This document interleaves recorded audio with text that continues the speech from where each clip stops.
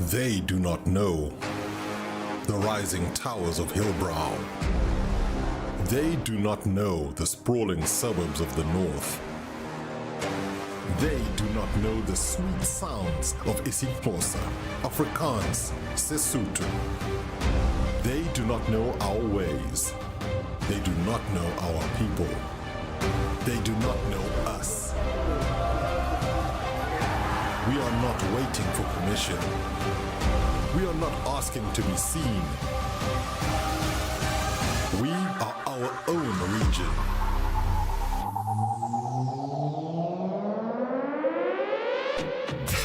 We are SSA, RSC Johannesburg, RSC Nairobi, RSC Saint-Denis.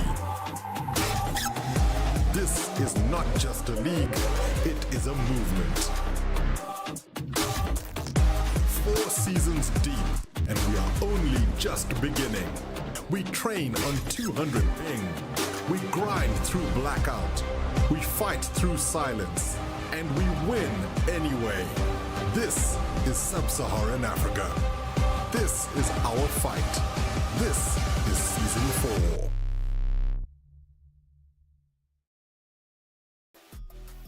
Just like that, we come to the end. Every night this week until Thursday, Monday, Tuesday, Wednesday, Thursday, we will be crowning a champion. And it is the turn, first up, of the prospect tier. We are going to have ourselves a champion. I'm Greybeard and welcome to the prospect RSC Season 4 play-ins and playoffs. It is going to be a banger. 9 weeks of league play have led us to this moment. That has led us to tonight, and we cannot wait to bring it to you. Welcome to you all, and I'm sure you'll all be streaming in here in droves to catch the final. We have 2 streams going tonight. This is the main stream. We have an alternate stream, which is being run by Dutch_ZA if you want to watch the action there. More details on that in a moment, but first off, we got to thank our sponsors for making this season possible. As always, our broadcast sponsors, Genisus Extreme, who have lifted the level of RSC broadcast week in and week out, and tonight for the play-ins and playoffs. And then, of course, Nearstream, who came on board halfway through the season. They're throwing their support behind Community Rocket League. What a pleasure to have them. All your streaming needs and equipment at affordable prices. So check it out if you're getting into content creation. And then our prize pool sponsor, Slayer Energy Drink, providing a prize pool of a guaranteed 15,000 Rand. And that prize pool throughout the season increased by 50 Rand every time a box of Slayer was ordered. And that means our final prize pool is 18,350 Rand for the season. Shout out to Slayer Energy Drink for that. So there we go, our sponsors. And of course, let's not forget our community, the people behind the scenes making this all happen, our casters, our admins. A lot of sweat and more tears go into bringing this to you. This is the schedule tonight. We have 2 play-ins. So whoever finished 3rd in the league will play the team that finished 6th. In this case, the Jokers, Monarch Jokers, finished 3rd. So they will be playing 6th place Azura. You see that on the bottom right-hand side of that graphic. And over on the other side, Shadow finished 4th. And Omnius finished 5th. They will be playing against each other. And then the winners of those go through to the semi-finals, where Cosmico are waiting and Death Cloud Esport are waiting for the winner of the play-in matches. On the A stream, we are bringing you Monarch versus Azura. And then we will bring the semi-final with Cosmico playing against either Shadow or Omnius Gaming. And talking of our sponsor, Slayer Energy Drink, the new can, the RSC can, is now available. If you ordered a box of Gigi's Gamer Serum, you should have received it, or it is on its way to you. And I'll be drinking this throughout the night. There we go. Shameless plug. And I think we're ready to get the show on the road. So bringing us the first play-in will be Ultrasm and the Muzzler. Gentlemen, 9 weeks, and here we are. And Ultrasm, you got yourself a Slayer as well. This is what this week feels like to me. The end of a hard road to get to here. 9 weeks of play of these guys coming together, and we get to see the culmination the whole week through all 4 divisions. Great, I'm so excited to be here for most of it. And this is going to keep me going the whole way. So yeah, I'm keen. So it's been a very closely fought league, 9 weeks of league play, and the decisions were not made until the last week had concluded, and there we see it, Cosmico. And the most terrifying thing about Cosmico, Muzz, you see it there on the right, they did not lose a series the entire season of league play. So they're looking banger strong, but you know what? You can still lose it all, Buzz, at the final hurdle tonight. Yeah, that's exactly it, right? They've had a stellar 9 weeks, Greybeard, and they're going to get now to the most important part, is to get through these playoffs and a potential grand final. And they might drop the ball here right at the end, Greybeard. So hopefully not, cross our fingers, that's not going to happen. I think their general manager and AGM has obviously picked just the best of the best, you know, within a draft system as you can. It's worked for them somehow miraculously. But yeah, I mean, stellar season here from the Cosmico teams.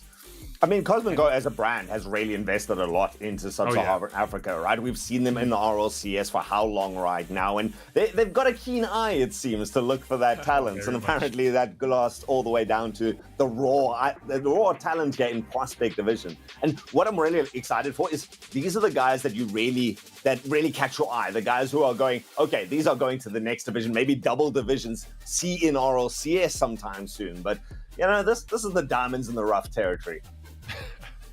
They've been battling it out all season, and I know Azura Gaming, they brought in the young Dominus, King Dominus Rex, and they kind of turned around their fortunes, and they have snuck in ahead of White Rabbit Gaming, much to your chagrin, I'm sure, Muzz, because otherwise you wouldn't be casting, you'd be sweating it out on the field.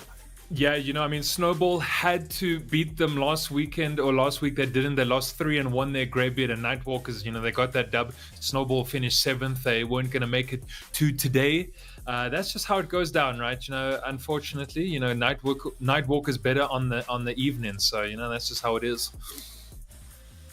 Banger. So I don't know if you've got early predictions. I mean, Ultrasm, Cosmico, you know, we've had our time here talking about how good they've been, but my worry with a team that shines like that in league play, I mean, you have a bad series tonight, undefeated for an entire season. You lose 1 series. Thanks for playing. Bye. Yeah, you know, I haven't studied exactly when the teams matched up along the 9-week season, so you can have the possibility that your team just kind of peaked early and managed to knock out a team that took a little bit longer to gel together, and so that team might have been sneaking around the side. They'll never be able to claim that league victory back, but they're going to come for you in the grand finals. And you know, the rest of the roster, like you say, is a pretty close thing. I mean, Mister's 7-2, like that's not far behind. You're taking still 75% of your games. There's other strong teams around. So Cosmico is not through yet. And like, we've got a lot of Rocket League here tonight at any stage. They've got a semifinals and a grand finals yet to play. Well, Cosmico and Deathcloud are chilling in the semi-finals, waiting for the results of these two play-in. So the game we're bringing you is Monarch and Azura, but then it is Omnius and Shadow, the 3rd and 4th place, I beg your pardon, 4th and 5th place teams, Shadow and Omnius. So that's so a kind of a middle of the road, in theory, on paper, a more even matchup. Muzz, that's happening over on the B stream. That's Dutch's channel, Dutch_ZA on Twitch, if you want to catch that. Make sure that both of the streams are up and that you are chatting in both, so that Twitch goes, this is a legit viewer. So over on the other side, I don't know if you got a prediction on how you feel about that B stream game. Great, but I wanted to say here that, on the side there of Shadow Esports, you've got High Frequency. High Frequency, of course, has got a shiny trophy next to his name in the Discord. That means he won Prospect last season on actually a team tonight that's playing Monarch Jokers. So High Frequency definitely can take down Omnius. We're going to see they've obviously got Pixel Glitch, but I'm back in High Frequency, one of the old teammates of mine. So yeah, I don't know. I think Shadow can do it. Hopefully we'll cross fingers, and then we've got Monarch Jokers on tonight, myself and Ultrism. So I don't know, it's all coming together in a nice mystical way.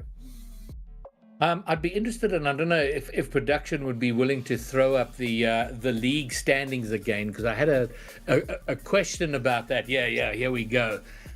Just in terms of how close it was in the end, and we see there, from fourth to eighth place was 3-point separation, and a reminder that you gain a point for every game you win. So in a 4-game series, if you win 2 of those, you get 2 points, and so on.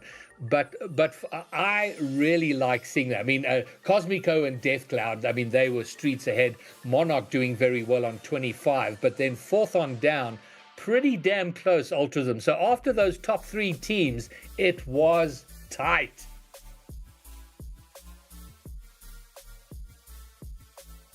That was for Ultrism. Yeah. So, isn't that just the story of South African Rocket League, though, right? You got this pinnacle at the top, these 2 teams that are really fighting it out for first and second, and then it just becomes neck and neck the whole way down. What's interesting to me is the last end of the season. This doesn't show exactly when these teams peaked, and that's kind of what I was talking about. 47 to 41% is not winning enough games to reliably back you on a scorecard, unfortunately. And for teams like the Jokers, who came out, a little bit ahead, the Monarch guys, they were winning the last games of the season. They've run out with a lot of momentum. Whereas, someone like Nightwalkers just a couple of steps down have lost the last couple of games. So there's a lot of psychology behind this. That drop from 69% to 47% is actually huge. I've just noticed that now that you've brought it up, looking at that win percentage, it didn't even occur to me. It's only the top 3 teams that have above a 50% win rate. So it's like, oh my word. So it has kind of been it's a sort of a battle of. Now, what I was going to say originally I didn't mean for it to be mean, but it has been a lower level battle. But what a platform, Muzz, for someone to step up, and because the favorite is clearly the Jokers. The Jokers here have got to be the favorite. Last season's champions, they have done very well. They are a step above the rest of the crowd. But again, it comes to temperament on the night. Yeah, it does, right? And I know Ultrism's talking about those win rates, and the thing is, here in the RSC, you can also draw games, right? And so you can also get that 2 apiece draw in a series, and then, how is that attributed to your win-loss ratio as well, right? And Jokers, they had a draw and then 2 losses now at the end, which is not great for them, and they probably could have ended up higher than 3rd position and not even been in this position. They could have been sitting comfy like Mist, but they're not, right? And then Nightwalker's the same, couple L's and then a W. So it should be Jokers with the dub tonight, but of course we know Nightwalkers have got a great team, Big Kahuna, Irban, King Dom, and so they could probably completely upset the apple cart tonight, Greybeard. I'd imagine they're ready to do so. Of course, Jokers with a fantastic team. I think I saw Flace on their team, Creven as well. So, kind of decent rosters on both sides that I think we love to support. But yeah, probably Monarch maybe kicking themselves at the back end of the season. Yeah, probably could have finished a little higher. A draw and a loss is not the way you want to finish, especially from week 7, 8 to 9. So yeah, probably could have been sitting cozy at the top, and just didn't end as well as it could have. All right, gentlemen. Well, that's about enough waffle from me and us. I think we need to get into the action. Let the story conclude out on the pitch. It is now ready for play-in number 1. Ultras and Muzz, take it away. Oh, must. The hopeful guys, the Nightwalkers, just sliding in under the cover of darkness to make their way into these playoff matches. The Jokers, who could have had, as you say, an easier path with a direct line into the semifinals if they had broken into the top two. Now they have to have an entire series extra. So certainly a psychological blow there, but when you've had this good of a season, I mean, these are newer players, right? You got to understand where these guys are coming together. You've got a team of people that have not decided to be together and have been training together the whole season. Yeah. That have been forced to play together, right? These aren't your best friends, but you hope that they become along the way. And now you get tested all the way to the end. Is this something that these guys can get past as not an experienced roster? I mean, you get 9 weeks together, right? It's a boot camp. You just have to figure it out, and you have to week on week scrim and play and hope that the chemistry comes together. Maybe it doesn't, and things fall apart, and maybe that's where kind of position 7, 8, and 9 are sitting. Things just didn't work for them, Ultrism. But yeah, I think for the Monarch Jokers, maybe a rough end, but it's great. I think there's experience in these guys. Flace has got experience, Creven's got experience, and so yeah, I think it would be theirs to lose, right? But on the other end, those Nightwalkers, like you said, they're scraped in. They kind of had to get really gritty at the end of the season, which is awesome to see, especially since you've probably got one of the youngest players in the whole of SSA. And how do you keep his mentals going? And how do you make sure that type of communication is solid in the Discord? Because 9 weeks with the youngest guy in the whole of SSA, I can imagine that must have been incredibly exciting during those calls. So, yeah. I think that's when a team really comes together and takes it on themselves to show them the ropes. This youngster that's joined the scene and is showing promise. You're like, come, we will show you what Destiny looks like, and you fight so much harder. Like, I'm just looking at the chat the whole way. Shout outs to you guys, wherever you're watching from tonight. This is the right place to be. And the guys are passionate out there. And the passion seems to be behind AZG, right?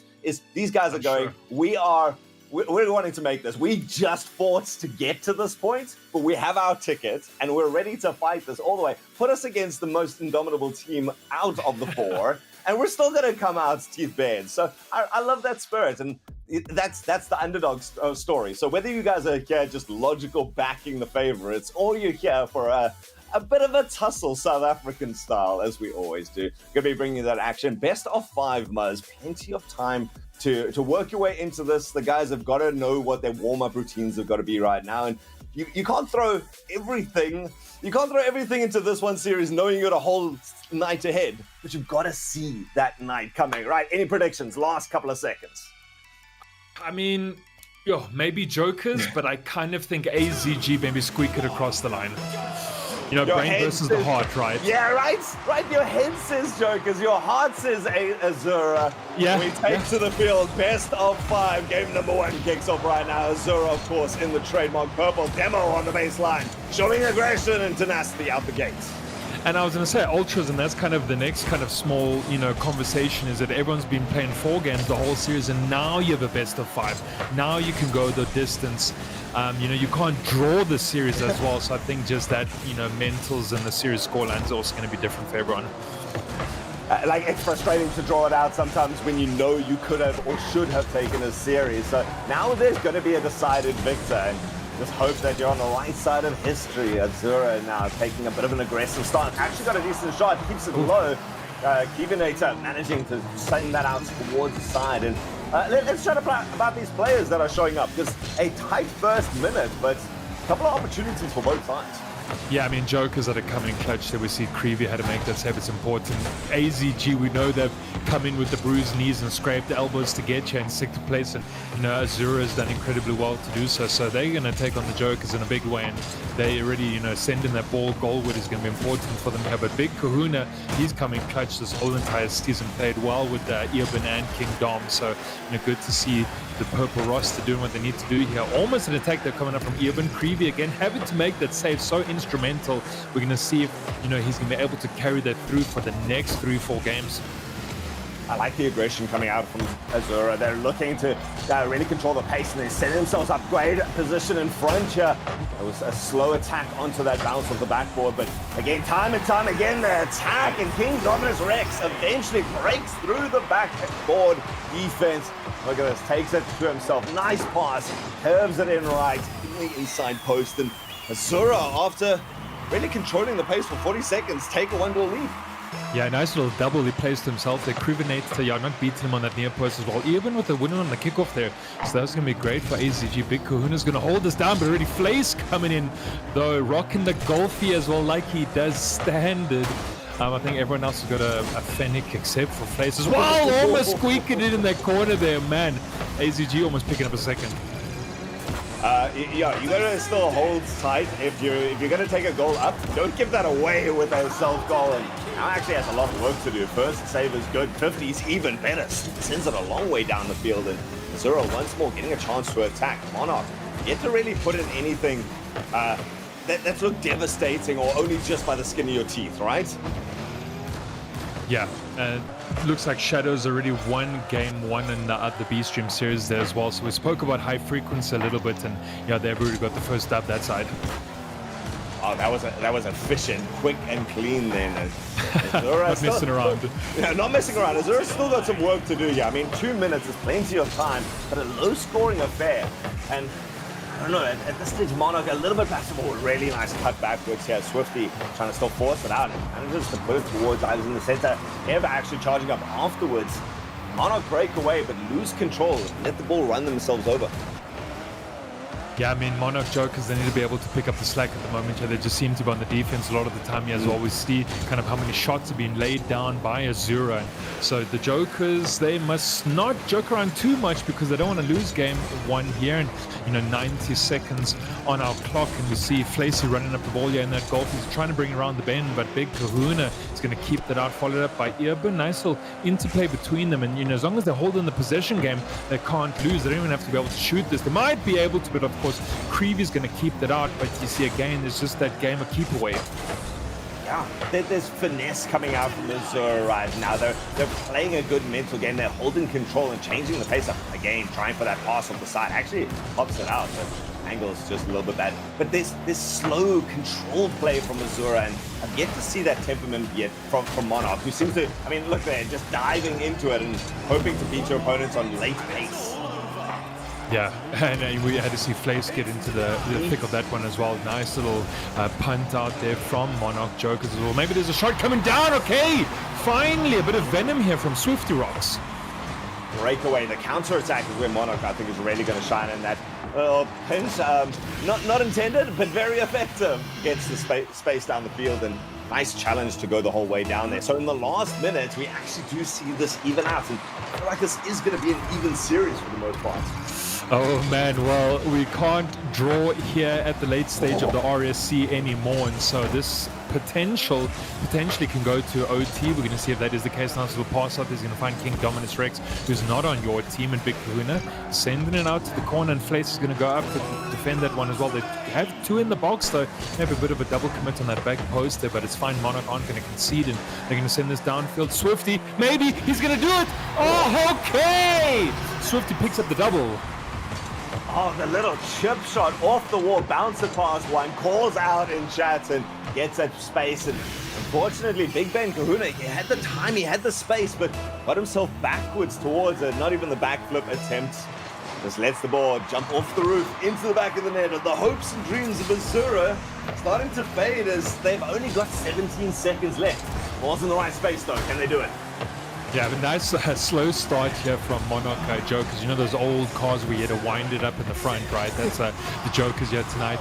They came in true at the end, and 2-1 victory it's going to look like, unless Azura have something to do with it. Maybe Big Ben Kahuna is going to... I mean, this ball is still alive here, Ultras, and so just has to go down, just has to die. There it is, Monarch Jokers taking game 1.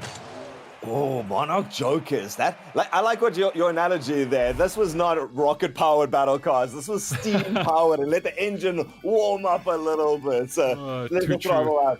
It was interesting to watch Monarch, because you said it about the midway part.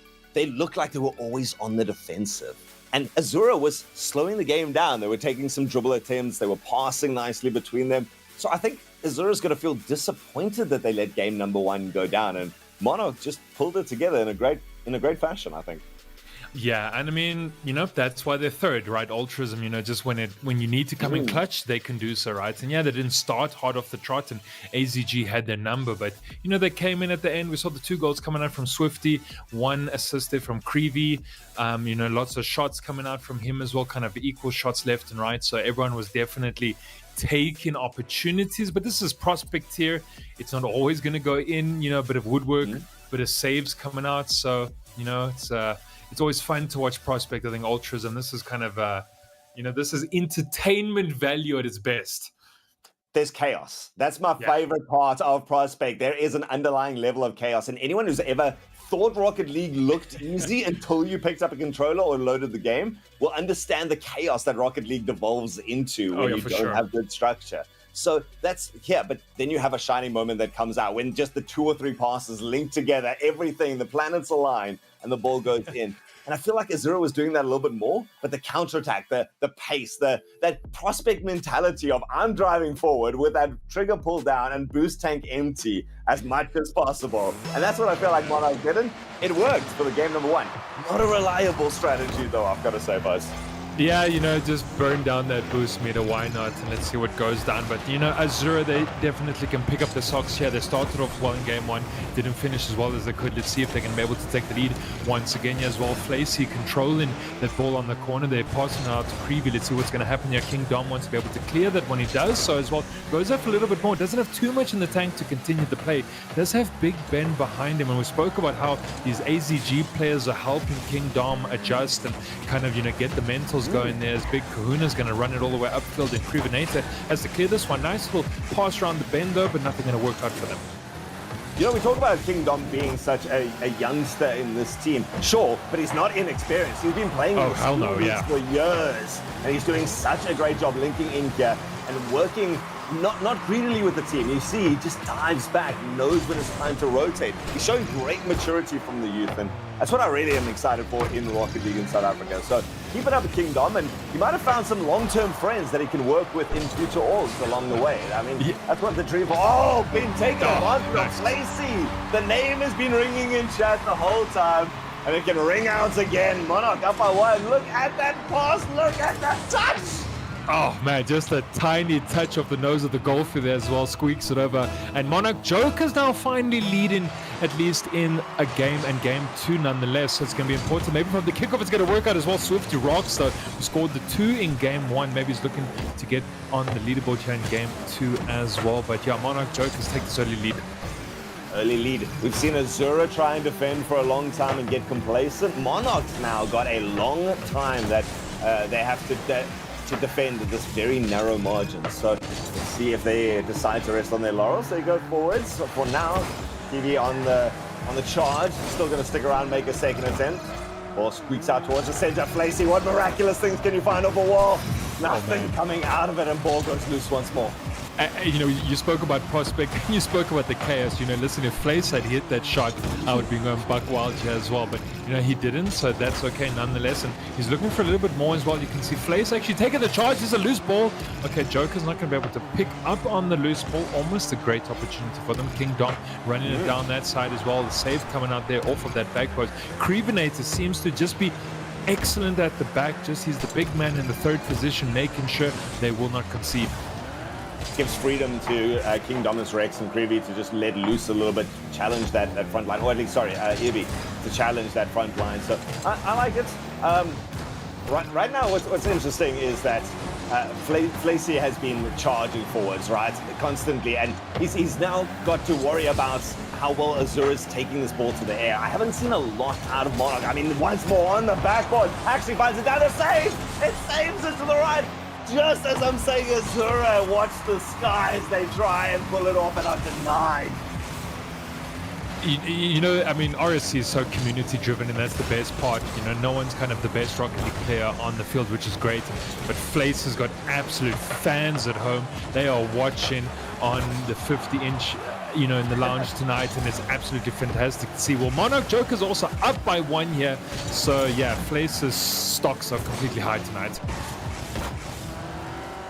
The crowd is certainly there behind them. We saw Azura, the AZG guys, out earlier, especially chanting in the chat. Been quiet for a little while, and in game number 2 especially. On the other channel, by the way, if you are keeping that, Omnius has managed to bring the series back. So 1 apiece there, looking for a long contested Rocket League throughout the night on both streams. So make sure you got that up and running on the second screen, but don't take your eyes off this. 60 seconds are coming up right now, and Monarchs still have held resolute.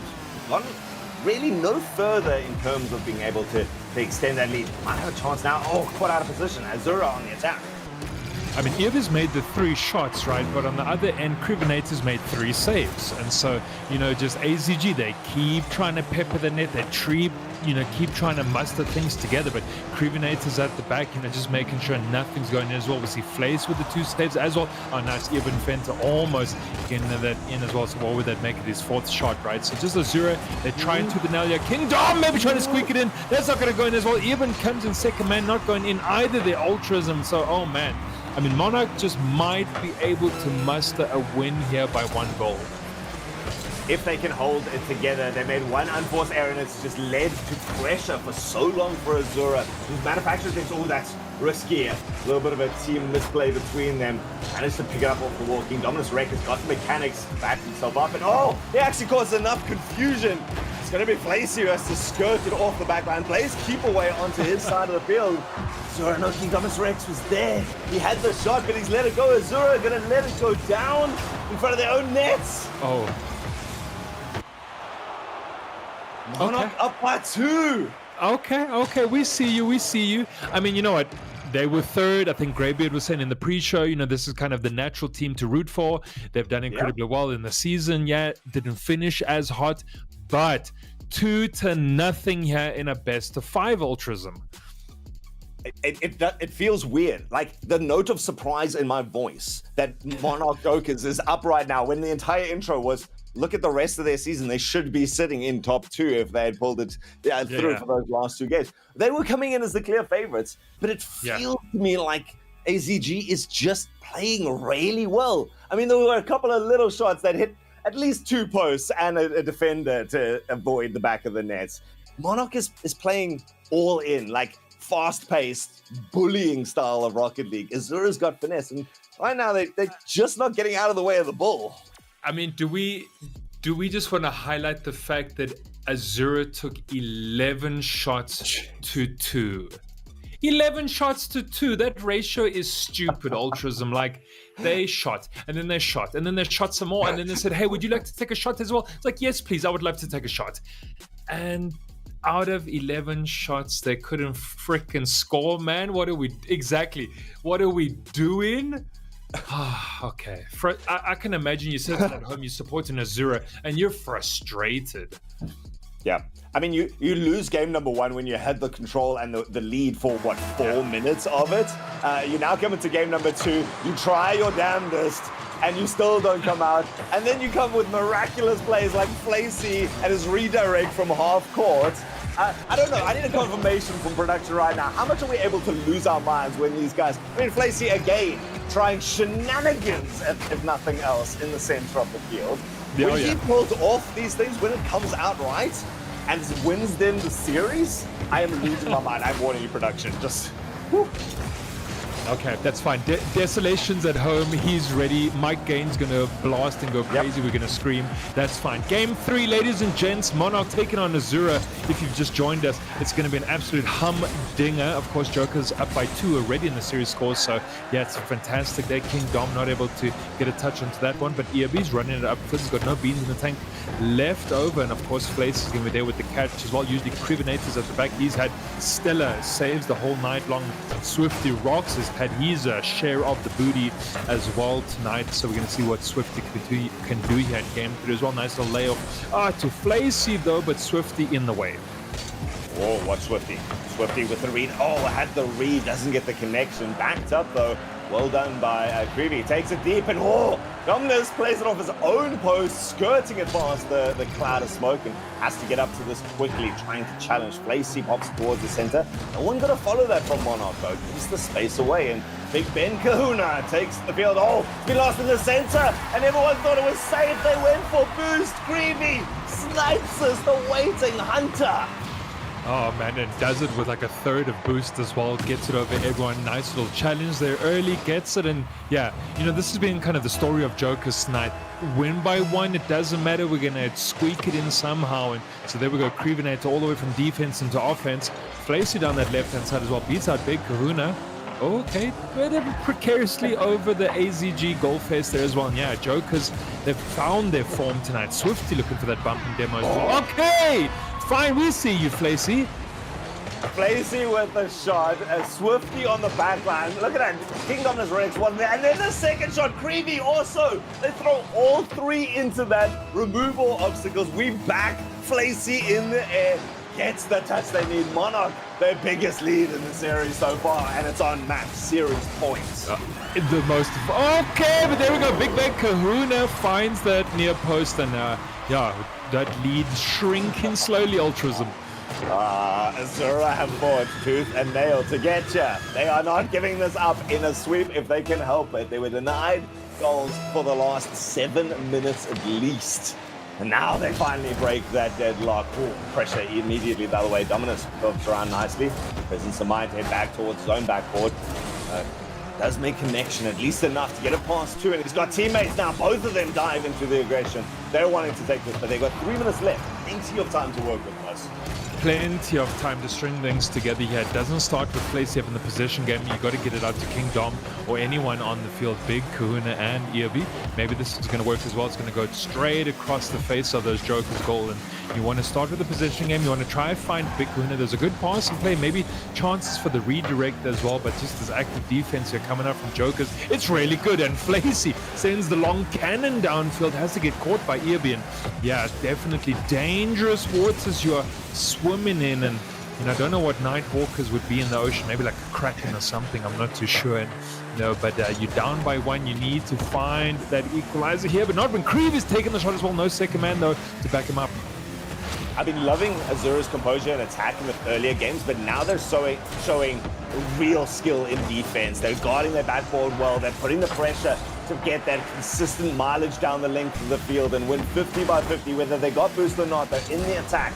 Dominus Rex with a good 50, back down towards the center. They got a bit of space here. It's going to be a long charge. Irby had the line, but the miscommunication. Kahuna takes it on himself. Now what can he do with it? Irby's cleared the line instead. The shot scraped off the line by Monarch. They hold their goal lead.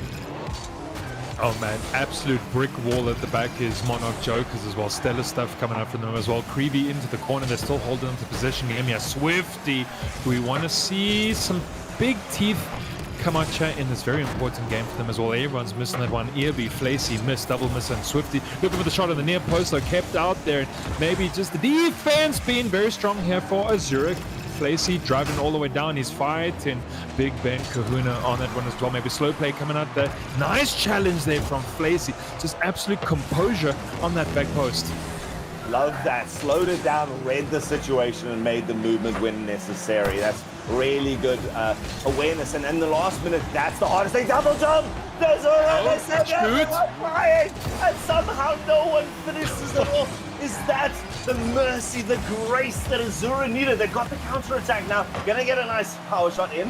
Deflected towards the side, but straight back into the waiting arms. King Dominus wreck now, up past one. Tries for the flick over, but Flacy, of course it's Flacy into the attack. He charges forward, even gets the second touch. Rex sends an impotent shot down the right-hand side. Last 30 seconds. Azura in the attack. They've got the shot. Top corner on the right. It finally links together and in the hands of Big Ben Kahuna. But it's Azura, AZG, all in the play. Well, it's, Big Ben Kahuna Matata. It means no worries. And he's telling his team not to worry right now, Ultrasm, because they've squared it up And this is it. It's going to go down to the wire here. Good pick up there from King Dom, but the nice pinch coming out there from Crevenator. Let's see, can the Jokers clear their up? Can they win on match point as well? This is a bit of a loose one. That's a little bit precarious here. If you are Azura, Flace is not going to get beat on by Earban. They're going to force the OT. Yeah, it's going to go down to the golden goal. Unless one more player does it though, it's going to go down. OT, baby! Oh, the difference in what is on the line here for these two teams is huge. Azura fighting for their lives. If Monarch lose this, oh no, we got a game number 4 with one in the bag. It's not too much to worry about. Azura though, it's crack showing, but they finally find that all they need is a second, and it's a snipe from Big Ben. He's come to the fore when the goals were needed in this displacement. Get the basics right. You don't need to be flashy. It's only taken 12 seconds. But we get a game on the board here for Azura. Finds the top right-hand corner, beats out 2 defenders. The double commit there coming up from Joker's Big Ben Kahuna with that absolute sniper shot. Top bins, as they say. Ultrism. And here we go. Ball game on our hands. I can't do this, Muzz. This is game number 3. You can't do this? We have 3 series, and I'm already losing my mind at the late comebacks, the tenacity of Azura, that Big Ben. Look at that. First, breaking that 500, both of his teammates together. I will put you on my shoulders. You just get me to that side of the field.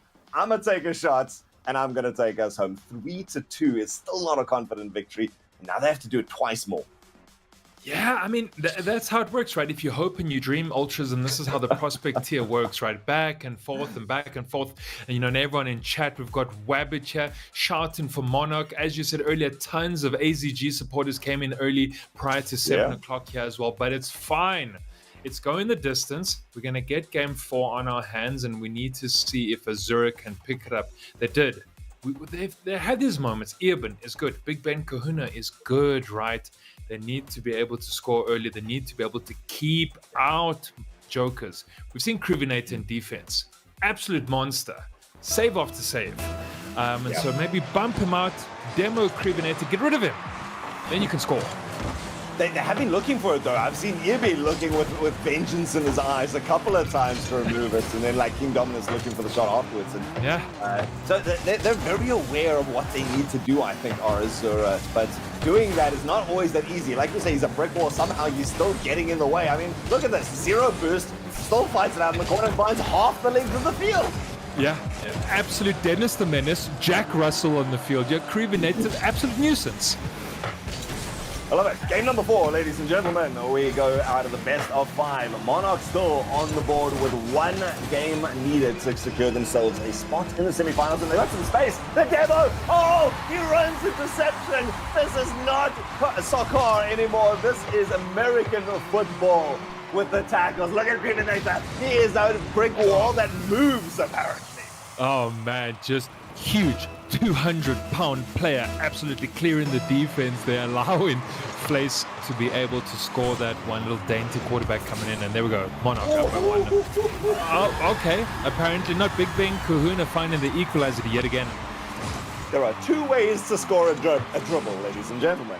One is with help, one is with style. And that is a stepping. Kahuna again puts up another goal, closes that lead down to nothing in a matter of moments. And game number 4 yet to be decided. Yeah, and there we go. Dribbling finesse coming up from AZG. First minute of regulation here in game 4 as well. Everyone showing off and showing us exactly what they can do there. King Dominus Rex beats now Crevenator. Oh, actually, nice. Bit of a hard pinch from the corner there, but nice intention. Trying to find a second man as Earby going up for this one. Good catch though. Wants to be able to beat out Flace. Getting past him as well. Maybe that's going to be an awkward pinch though. But at least King Dom able to control it. He does more than control it. He even looks towards that backboard, looking for a double tap. Azura's been so good at that as a team. And got another chance here. Dominus off the walls. He's got to beat Creed, but he's fast towards it. So down towards the center. It's a great attempt. I'm loving that Azura still looks like they're taking more shots. They're making more opportunities, whereas Monarch is kind of explosive counterattacks like they've got right now. Big impact plays. Yeah, well, you love to see the equalizers and the one that's on our scoreboard as well. It's always going to go down to the wire. We saw the game 3 OT as well. Maybe we're going to be treated to a little bit more of that as well. Halloween, of course, just past us, so who knows what trick-or-treat's going to look there. Flacy, man, oh man, there's a big touch as well. Goes back to Krivinator, holding their own there. AZG almost finding the lucky pinches, the awkward touches that are going to go into the back of the Monarch net, and they might be gifted with one as well. Shot down, no, Krivinator to Flacy. It's going to be great. A little bit too wide on the rotations as Azura. Dominus Rex, the ball bounces out of his reach and immediately jumps upon. Monarch showing so much confidence now. And that's the first half nearly done in the hands of Monarch. They just need the second half to go equal from here on out, and they can take this entire series themselves towards that semi-finals. Still Azura, they fight. That's something that I've come to love about Azura. They fight. Yeah, I mean, they didn't get, into this position because they were just going to take their foot off the pedal. No. They had to beat Snowballs from White Rabbit game, and they took them down 3-1 as well. Ultrism, they meant business last week, and so they definitely mean business here against the Monarch Joke as well. They do need one more goal here. Irby going to set it up as well, but cut out there by Swifty, who we haven't kind of mentioned too much here in the back half of the series as well. Started off incredibly well, but now kind of just taken a bit of a more chilled position, at least, when you're behind players like Flacy and Creevy, and Big Ben Kahuna almost setting that one up. Yeah, Swifty seems to have actually taken up that third man position out here from Creevy. Oh, beats it on the near post! Oh, the dribbles again. Azura coming out with the fancy footwork down towards the side. Swifty, so difficult to read in that corner, and the touch towards yourself. Kuna, watching you. That was not your goal, friend. That was very much in the hands of the young prodigy. We get goal steal or goal secure, right? So that was a goal secure. It doesn't matter how it went in Ultrism. It did. And we're back. Azura in this. Azura in this. Just under 2 minutes to go. More twists in the tail. And right now, good shot, great shot. Kahuna has had such power behind this. Irby in the air. Soft touch towards the side. Couldn't find the angle towards the net, but still very firmly in the hands. In the possession, Rex finds a nice little pinch that's going to push it straight down there. And actually, Kahuna meets it tight, but that's two of them committed towards it. Unfortunately, Krivinator facing the wrong way. So was there, but Swifty out of the back line. They finally get a bit of space cut off. Kahuna now in the disarray of Monarch still can't find a way through. Oh man, and so incredibly close there for Azura as well. Nice little touch by ERB. Is going to get a favorable bounce though, but Flacy gets up to that one, has to make the save as well. Out to King Dominus Rex, not going to find anyone though, but at least made that pass infield. Goes all the way out to Krivinator. Big Ben Kahuna patiently waiting. Once they get the second touch, not going to find the pinch off the side of the wall though. Out to Flacy, touched by Irban. Gets that wall. Actually beats out one with that play. I think he stole 100 there as well. Gets it to the corner, and AZG looking to do something here. King Dominus Rex goes up for that shot though. Gets kept up. Swifty has to play this one all the way upfield. Gets back. That doesn't have the 100 though. Bit of a bounce there, and bump from his own teammate Big Ben Kahuna. AZG, don't get nervy now. Just be cool and calm and collected. You can score a third. A nice touch from Big Ben. Not going to find anyone on the other side though. Goes straight to Creepy. That's the word of the day, nervy. How much can Azura hold this together? We've seen them double commit. We've seen them rush a couple of players. And for a team that relies so much on synergy, one little misstep can set them completely a kilter. Now they have to face, in the dying seconds of this game 4, one more attack. Push it towards the corner. Take it to the overtime. Play it safe. Get it back to neutral. And one goal now takes us to either the dreamed of game number 5, which secures it right now for Monarch to put themselves in the semi-finals. One goal, one moment, and 2 misses in a row. Absolute scary moment here. You got to OT if you are Monarch. You can absolutely win this thing, or you can force a game 5 if you are Nightwalkers. And Big Ben Kahuna driving up that left-hand flank there as well. It's going to go straight to Creevy, though. It's going to be squeaky bum time for one of these teams as well, round the bend. Krivinator has to deal with it as well. Maybe it's going to go in. It's not going to go in as well. You can't sink that one. Swifty doesn't get the follow-up either. And that could have been a Joker's dub. I think I need to see the replay. I think that was Azura. I missed which player it was that actually saved it off their own crossbar. If that's exactly the planned play, that takes some kahunas right there. And right now, Azura, they've gotten themselves a space. Lofted shot, Creevy sends it up high. Swifty to the challenge. Ooh, awkward bounce. It's all up to Flacy. How far can you carry it? Drops it down. 2 players rushing for it. Kahuna, he's got King Dominus Rex in the center. The pass goes through. He's drawn out 2. They've got one more. Where is Evie lurking? there. He's beaten. King Nomus Rex still maintains possession, gives it away. It's frenzied. It breaks apart. I thought maybe if Flacy got that bump play, then it would have just gone straight in though, but he kind of gets past to, gets a touch on it. It's a bit awkward there for Jokers as well. So, back and forth, the game's going to go. Your Ultras and everyone seems to kind of have their flashes in the pan. Maybe this is going to be good. Maybe it's going to go in for Swifty Rocks. Would have been great if we started the series and ended the series. That would have been poetic, but it goes to Big Ben. Kahuna sends it downfield. Swifty's going to be there as well. Oh, okay! There it is! Ultrasm! Big Ben Kahuna does it, forces us to game 5. When Azura has needed the goals, it's been Big Ben Kahuna who has stepped up, MVP of the Nightwalkers, game after game. He only picks up 1 now. He'll be the silent executioner in the background, understated, but the points tell the story. Big Ben Kahuna, 2 goals through that.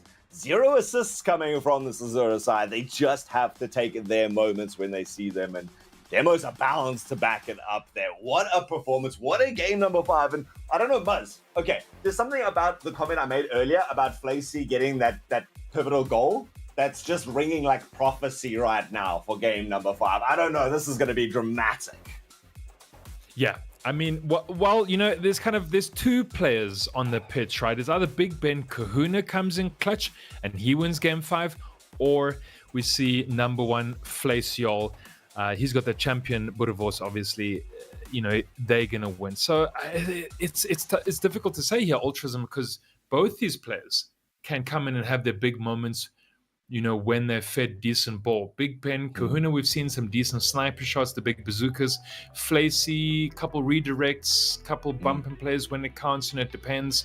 It's gonna go down to the wire. I don't think it's gonna be a simple game 5. We haven't seen a simple series from both these teams, and so edge of the seat stuff. It's amazing to see the contrast of styles as we take to Champions Field. Game number 5 here in the Prospect Playoffs. We have playoff number 2 currently going on the other side in the B stream. Obscurity won that series 3-1. Right now we're going the distance.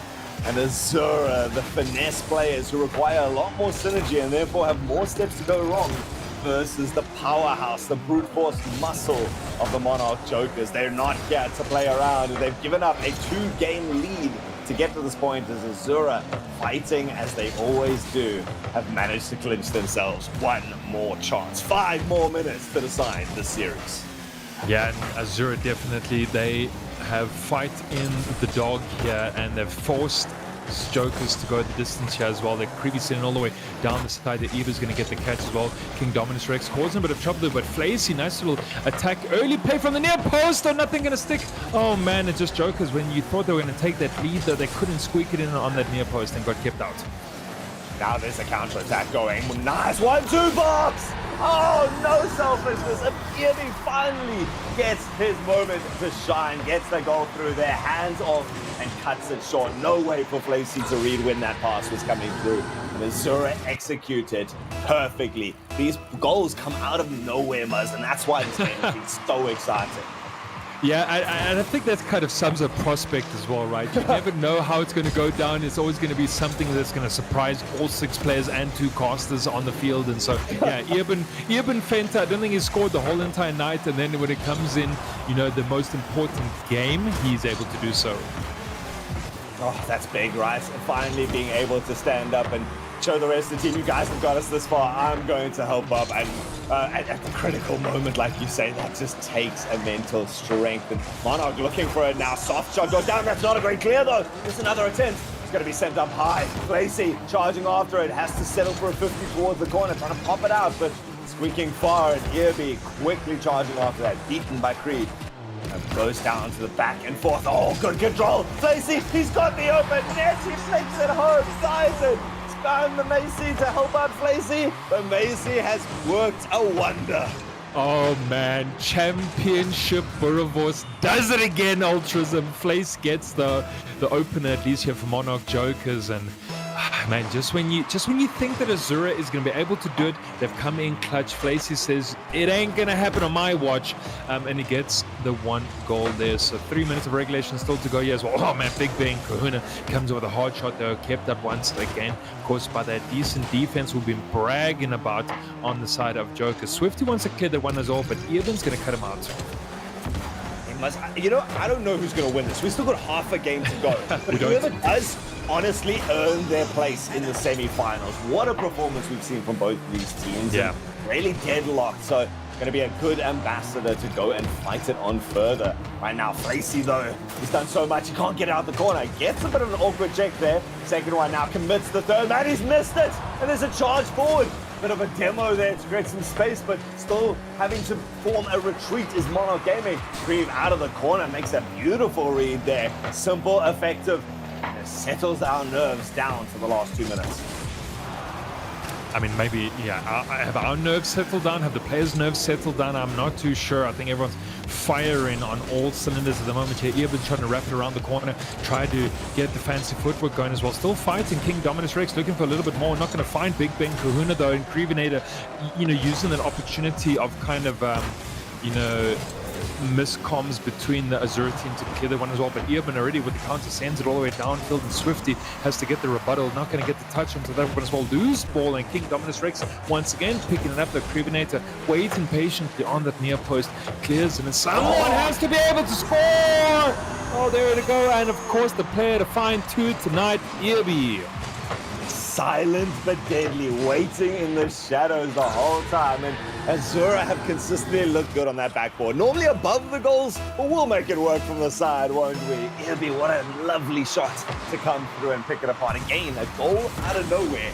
Minute and a half left to go. This is fantastic. I love this game.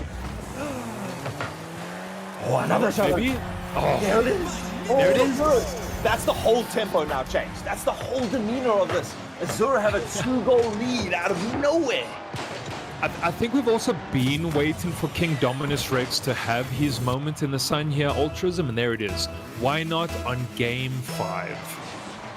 Why not on Game 5? Why not on the hands of Irby? Of course, King Dominus, the youngster that we were hyping up, shows that he's still in the conversation. Monarch, they've had to fight back from behind in game number 1, not really since, and now they've got to do it in game number 5. They came so close. They were on the verge. They were 1 goal away. They were 20 seconds away. Now they're 60 seconds away from it all coming to naught. Dude, this is what makes sports great. It's what makes gaming great. Everyone's going to look at the leaderboard and say, oh, great, Nightwalkers was sick.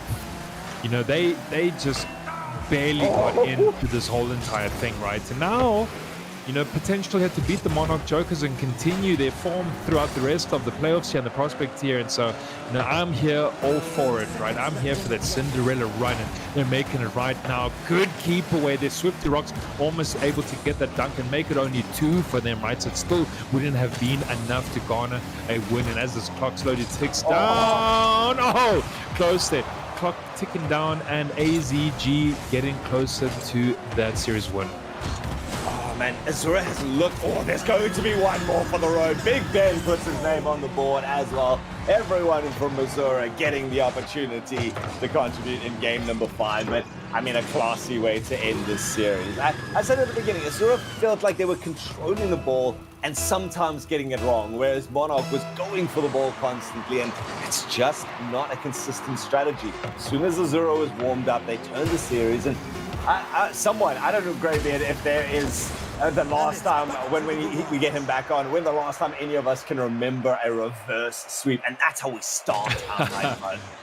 Yeah, exactly that, right? Reverse sweep, fantastic. It starts here, Monday night, prospect here. We're going all the way through to Thursday with the Masters, and this is at Ultrism. So, there we go. Big dub, 4-1, and Azura Nightwalkers, they take the win. They came from the 6th spot. They had to beat out White Rabbit Gaming. They've now beaten Monarch as well on the trot. This is SSA Rocket League at its best. And this was the most disparate game matchup that we've had for the night, right? This was the team that only just missed going directly to the semifinals, who were like, had a rough last 2 weeks, maybe 3 if you count the draw. And they were coming in as the firm favorites. And this was the guys who just managed. They won on their final game. That was the make or break. And now you come through. I mean, the goal difference coming into this was, for Jokers, they were 39 goals ahead in their goal differential. Nightwalkers was 6 goals behind. They had less than a 50% win rate throughout the season. And now they're just going, we just need 3 games. That's all that matters to us right now. Yeah, we're going to... A reverse sweep to get the night underway, gentlemen. What a show we've had. And there was some tension in production because the B stream were ahead and it looked like we were going to have a sweep. I thought we were going to have a sweep here and the other game would still be going and then we'd be behind and we're like, how are we going to solve this problem? But my goodness, they take game 3, they take game 4, they take game 5. What a performance. Now, Big Ben Kahuna and Irby these are men of the world. You know, they live real lives. They've got jobs. And then they've got King Dominus Rex, all of 9 years old, doing the most out there. I mean, what a performance. And Yakals is the game admin on the B stream, and shame, man, he has been proper tense. Oh, I'm sure he has been right there, Graben. And, you know, we speak about King Ben Kahuna. He came in clutch so many moments there in that game. I think, you know, he won a lot of those game winners, their ultrism, when he needed to. We just look at the shot coming out from him right now. Beats out Creevy and Swifty Rocks to score that very decisive goal. I mean, that's the thing is that everyone was scoring the goals. I'm so glad EB got in the end of the last couple in game number 5 because they all did well. And, geez, Gravy, I'm sorry, I'm stammering because I still can't believe it. 9 years old. There's a digit missing there, actually. And, like, if I'm not mistaken, please correct me if I'm wrong, that's Yakals' kid.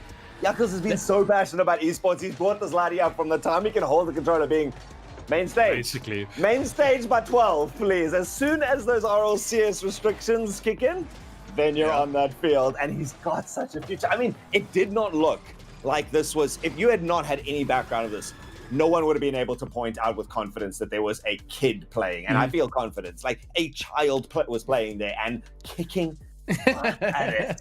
Hells yes. And just to make you feel a little bit older, Ultra. Oh, do it, please. King Dominus Rex is younger than Rocket League, so. Don't do that to us, right? Don't do that to us. But yes, exactly that, right? And I mean, I thought it was fantastic to watch. I know we had a lot of Flace fans in the chat. I think we had a lot of Monarch fans in the chat. Rabbit, of course, was there. I saw Dogman came through. Clerks came through, right? These are kind of nice little ex-players of Monarch in their own way. In fact, old Joker's teammates. And so, you know, it just, to get that reverse sweep, great, but it doesn't happen often. And AZG, we probably didn't expect them to do it, but they did it. Well, they've got a big job ahead of them because they will go and meet Deathcloud Esport, the number 2 team out of league play. So they've climbed. They didn't climb a mountain to win it, but they climbed a very, very steep hill. But now the mountain lays before them. Irby, Big Ben Kahuna, and King Dominus Rex will go up against Deathcloud Esport. That is going to be on the B stream. Here on the A stream, we're going to bring the other semi-final, which is going to be Cosmico up against the winners of the other play-ins, which was Shadow. So Muzz, you got your wish there. The high frequency coming through, making it through to the semis. Yay, high frequency. There we go. GG's lad. GG's.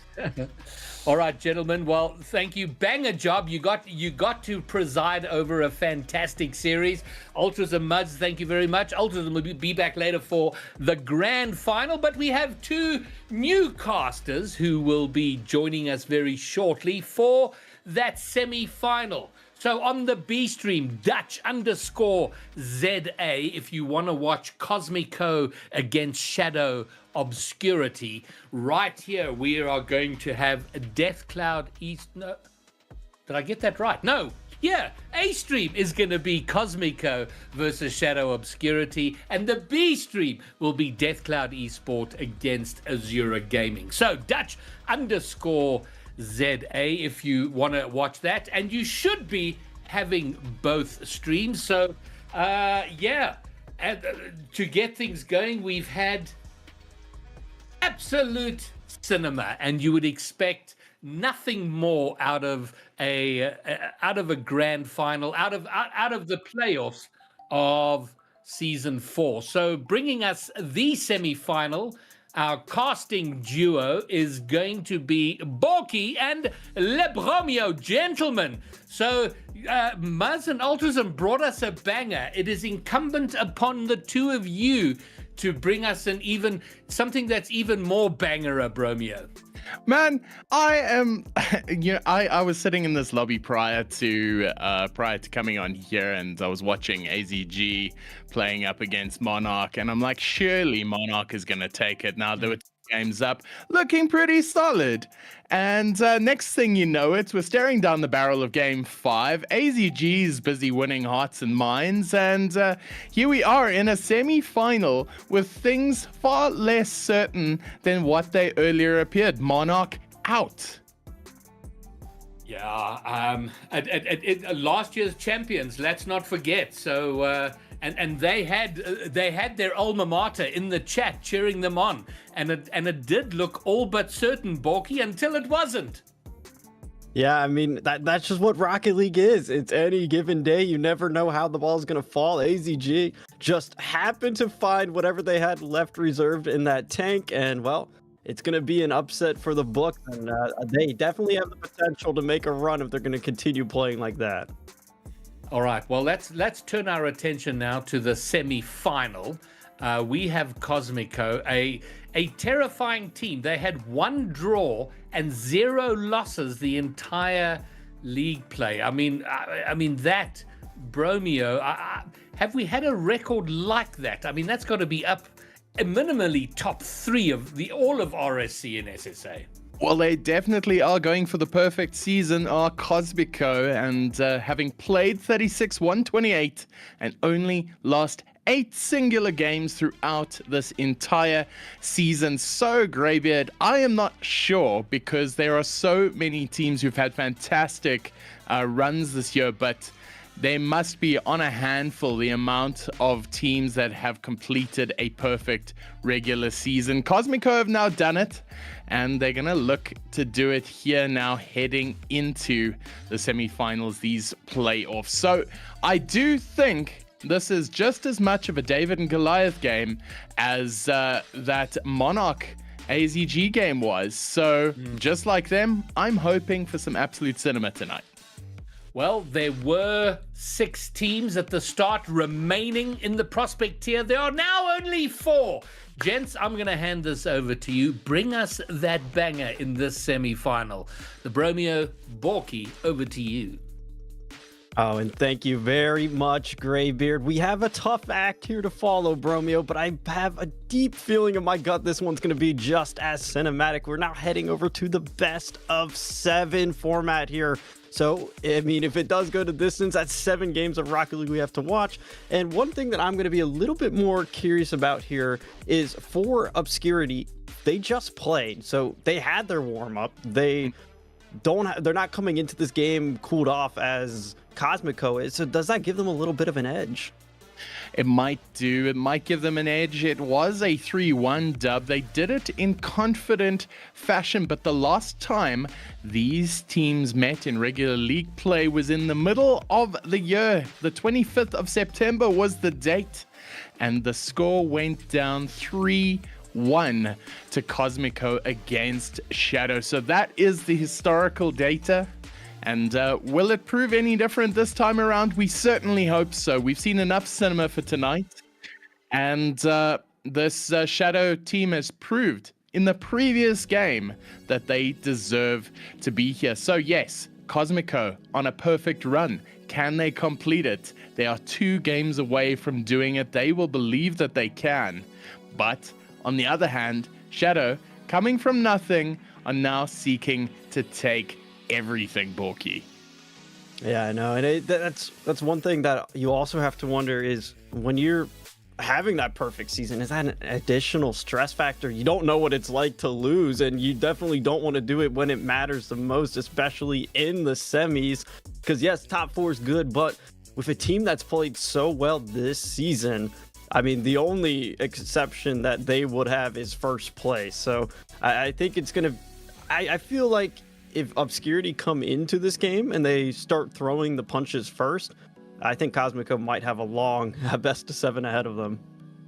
Well, they might do indeed. It is a game that is going to favor Cosmico, no doubt. They're going to go onto this field heavily confident that they can take it all the way. But now, Shadow, free from the burden of responsibility, free from the pressure to prove themselves, they can do it now. So it's Cosmico in the purple, it's Shadow in the red, and it is go time. Ooh, game number 1, finally here in playoffs. It took us 9 weeks to get to this point. Everything that's culminated over the entirety of the season is now needing to be left out here onto the pitch. And of course, it's prospect, so you never really know what to expect. We'll see Shadow here getting some good pressure as these first 30 seconds open up here in game 1. Ooh, early shot coming in by Cosmico, trying to fend it in here, faked in, but Joe Soap, absolutely unfakeable, tries to get it out here, and it is now Cat Lover 886 playing it straight in. And I think started the season as I Love Kitties, so there is definitely a central theme being applied to that player over there, but it will not matter. Both teams get a win. Shot coming in, fended away there. It's looking dangerous. Cat Lover trying to play it in, but high frequency, marshalling it out of there. Ooh, just a couple good looks there for Cosmico off rip. They can thank the woodwork there on Obscurity for some of the assists. Bruv up for this one. It's going to go a little too high above the net, so a shot won't come in. It allows Joe Soap to collect us here, trying to force us down the left side of the pitch. Big demo comes in, but Skipsy's still here behind this ball, looking for a 50 against Bruv. Not going to find it, but still just floating here a little bit longer than Cosmico might like, until eventually Cat Lover does get us a big clearance. Big clear indeed, forcing its way all the way back into the shadow corner. But Skippy playing it down the middle, only one defender. Cat Lover making sure it doesn't go in. And that is brave defense flicked up. The pass is good, but read well by the shadow defense. Effectively shadowing, you might say. Sorry, that was an awful joke. I will not say that again, but this time, bruv, the GM, the AGM for Cosmico, playing for his team today. Can he make a difference? Nothing so far as we're approaching the halfway point of this game. Scores are still 0-0. And you spoke about Bruv, and he's been so vocal about this Cosmico roster and what they're capable of. And I mean, they've showed it the entirety of this season. Even in week 9, when things looked a little bit dicey in their matchup, Bruv was that key factor that stepped up huge for his team. So he's going to be looking to continue that here into the playoffs. Right now, though, we are halfway through this game, and it still remains a deadlock. 0-0 is that score line. High frequency has to beat up Bruv there. Does that well. Takes us up here off the right-hand side while trying to get that infield. Cat Lover, though, great clearance. And it's up here to Skippy, who gets an awkward touch. Cat Lover's there, but Joe Soap will bail him out, and we remain still without a score. Oh man, this is turning into a semi-final indeed. Berserker taking possession up the sidewall, met by Skippy though. Played straight down the center. Cat Lover's got a free shot in, it's shooting down the middle. Skippy with the save. And just like that, fortunes can change. Possession has changed. High frequency putting the pass in. Skippy taking the shot, it's wide though. Really admire this Shadow defense that we've seen here as well. I mean, Shadow's one of the higher teams conceding goals this season across the prospect tier. So the fact that they're able to hold their own here, and they've really stepped up as Joseph tries to find an angle around. Berserker gets a huge demo that allows some of this pressure to be alleviated. A quick counter, but still, this great wall of Shadow just hasn't faltered. I might jinx them, because Bruv and Cat Lover were both screaming in for a shot, but yet nobody seems to be able to connect yet. Well, here we go, shot coming in, high frequency. It's going to go wide though. Joe Soap couldn't go on the end of that in time, and it's going to hit the crossbar. And Skippy, last line of defense here. Shots coming in. Joe Soap fended away. And here we are down in the last 60. Not a single goal. You feel like they need to do it here now, bruv. No boost with the defense. Cat Lover getting another boom, and this game has been a hallmark of demos from this Cosmico side. They are so aggressive. Shot coming in, saved away, demoed on the line, and Joe Soap not getting the touch, but buys the time for the clear. High frequency, this is a huge moment in this game. There's only 20 seconds that remain. This clock is going to continue to take further and further. Both teams have been so fundamentally solid, but all it might take is one big solo play to break things out. Final countdowns here on our screen now. Is it going to be 0 in overtime, or is it going to be a game winner that's stolen beneath the chin? And it's a kickoff here, Bromeo. Oh my gosh, here we are in the first semi-final of the day. It's an overtime in game 1. This is a best of 7, and it looks like it's gonna go the distance. Cosmico still looking strong, but Shadow absolutely resolute in their defense. Here it is, oh, straight off the line. How could they get away with that? But Bruv coming in flying, trying to get the shot across now.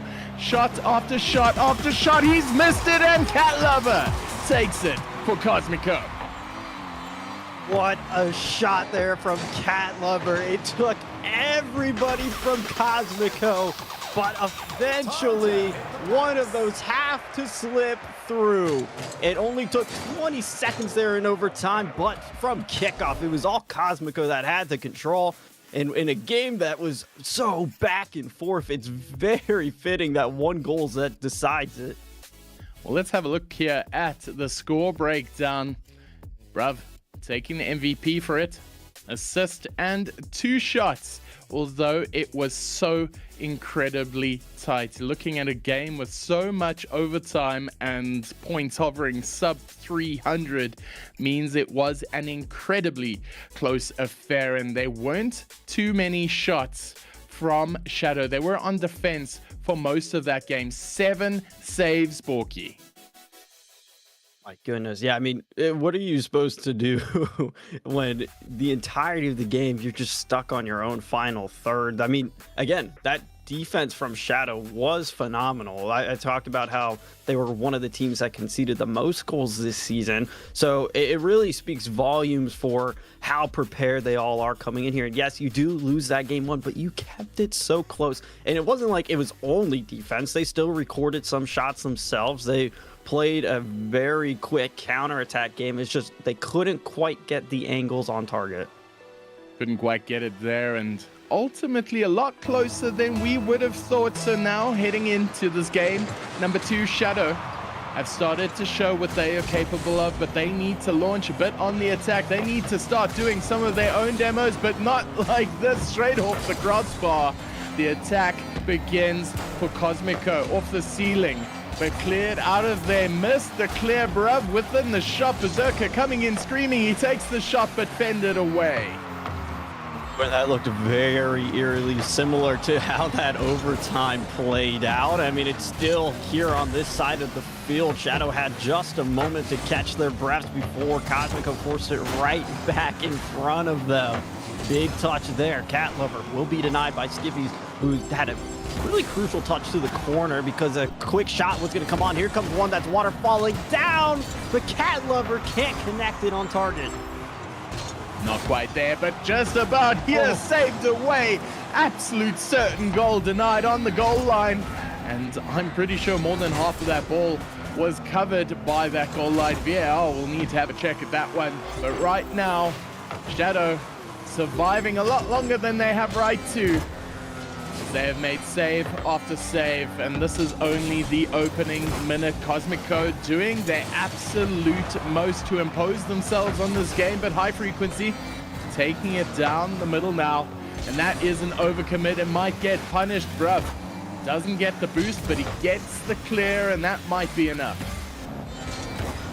And I mean, since this game has started, we've just seen Cosmico ripping shot after shot on this Shadow net. And it's Cat Lover there that gets the beat out, the perfect angle. It's a roller all the way home. And it doesn't take overtime this time around here, Bromeo. But Cosmico, they get that 1-goal lead, and it's going to be up to Shadow to get some sort of a response, because right now it just feels like they're stuck playing defense here. They have been playing defense for longer than I can remember, for longer than Time Eternal saved a wave there, but another shot's going to be coming in right now. And Berserker, the one on the end of that, and that takes Cosmico 2-0. Now this is feeling a little bit more like that Cosmico team that we're familiar with. Again, that perfect season, it takes a lot of offensive power to be able to produce something like that. But for Shadow, just need to start regaining some of that composure here. It feels like maybe on this back line, some of that defense we saw in game 1 isn't as stellar. I mean, there's a couple more mistakes have been coming out. So if they can just regain here, get a quick counterattack, maybe throw in some bumps and demos, because I know you are a big advocator for demos, Bromeo. It might work dividends. It should work indeed. A very good Cosmico outfit. Gonna take another shot here. Berserker electing to just toss it up above. Now, leaving it for Bruv now. It's gonna hit the backboard. Skippy, though, getting the touchdown is Bruv. And that takes Cosmico to 3. And more importantly, they're starting to assert themselves on this game. Correct me if I'm wrong, but I believe this might be a team hat trick here for Cosmico. I know the first one was Cat Lover, this one was Bruv, and I'm pretty sure Berserker got the second one recorded here for them. You're correct. So, yeah, I mean, it just kind of speaks to how much chemistry that this team has developed throughout the season, and they are putting it on full display here for Shadow, though. Finally some offense, one of the best looks they've had all game. A shot's gonna try to come in here. Joso collects. Bruv, great 50 insta challenge there. Cat Lover clears him downfield once again. We're gonna have to watch what Shadow is made of.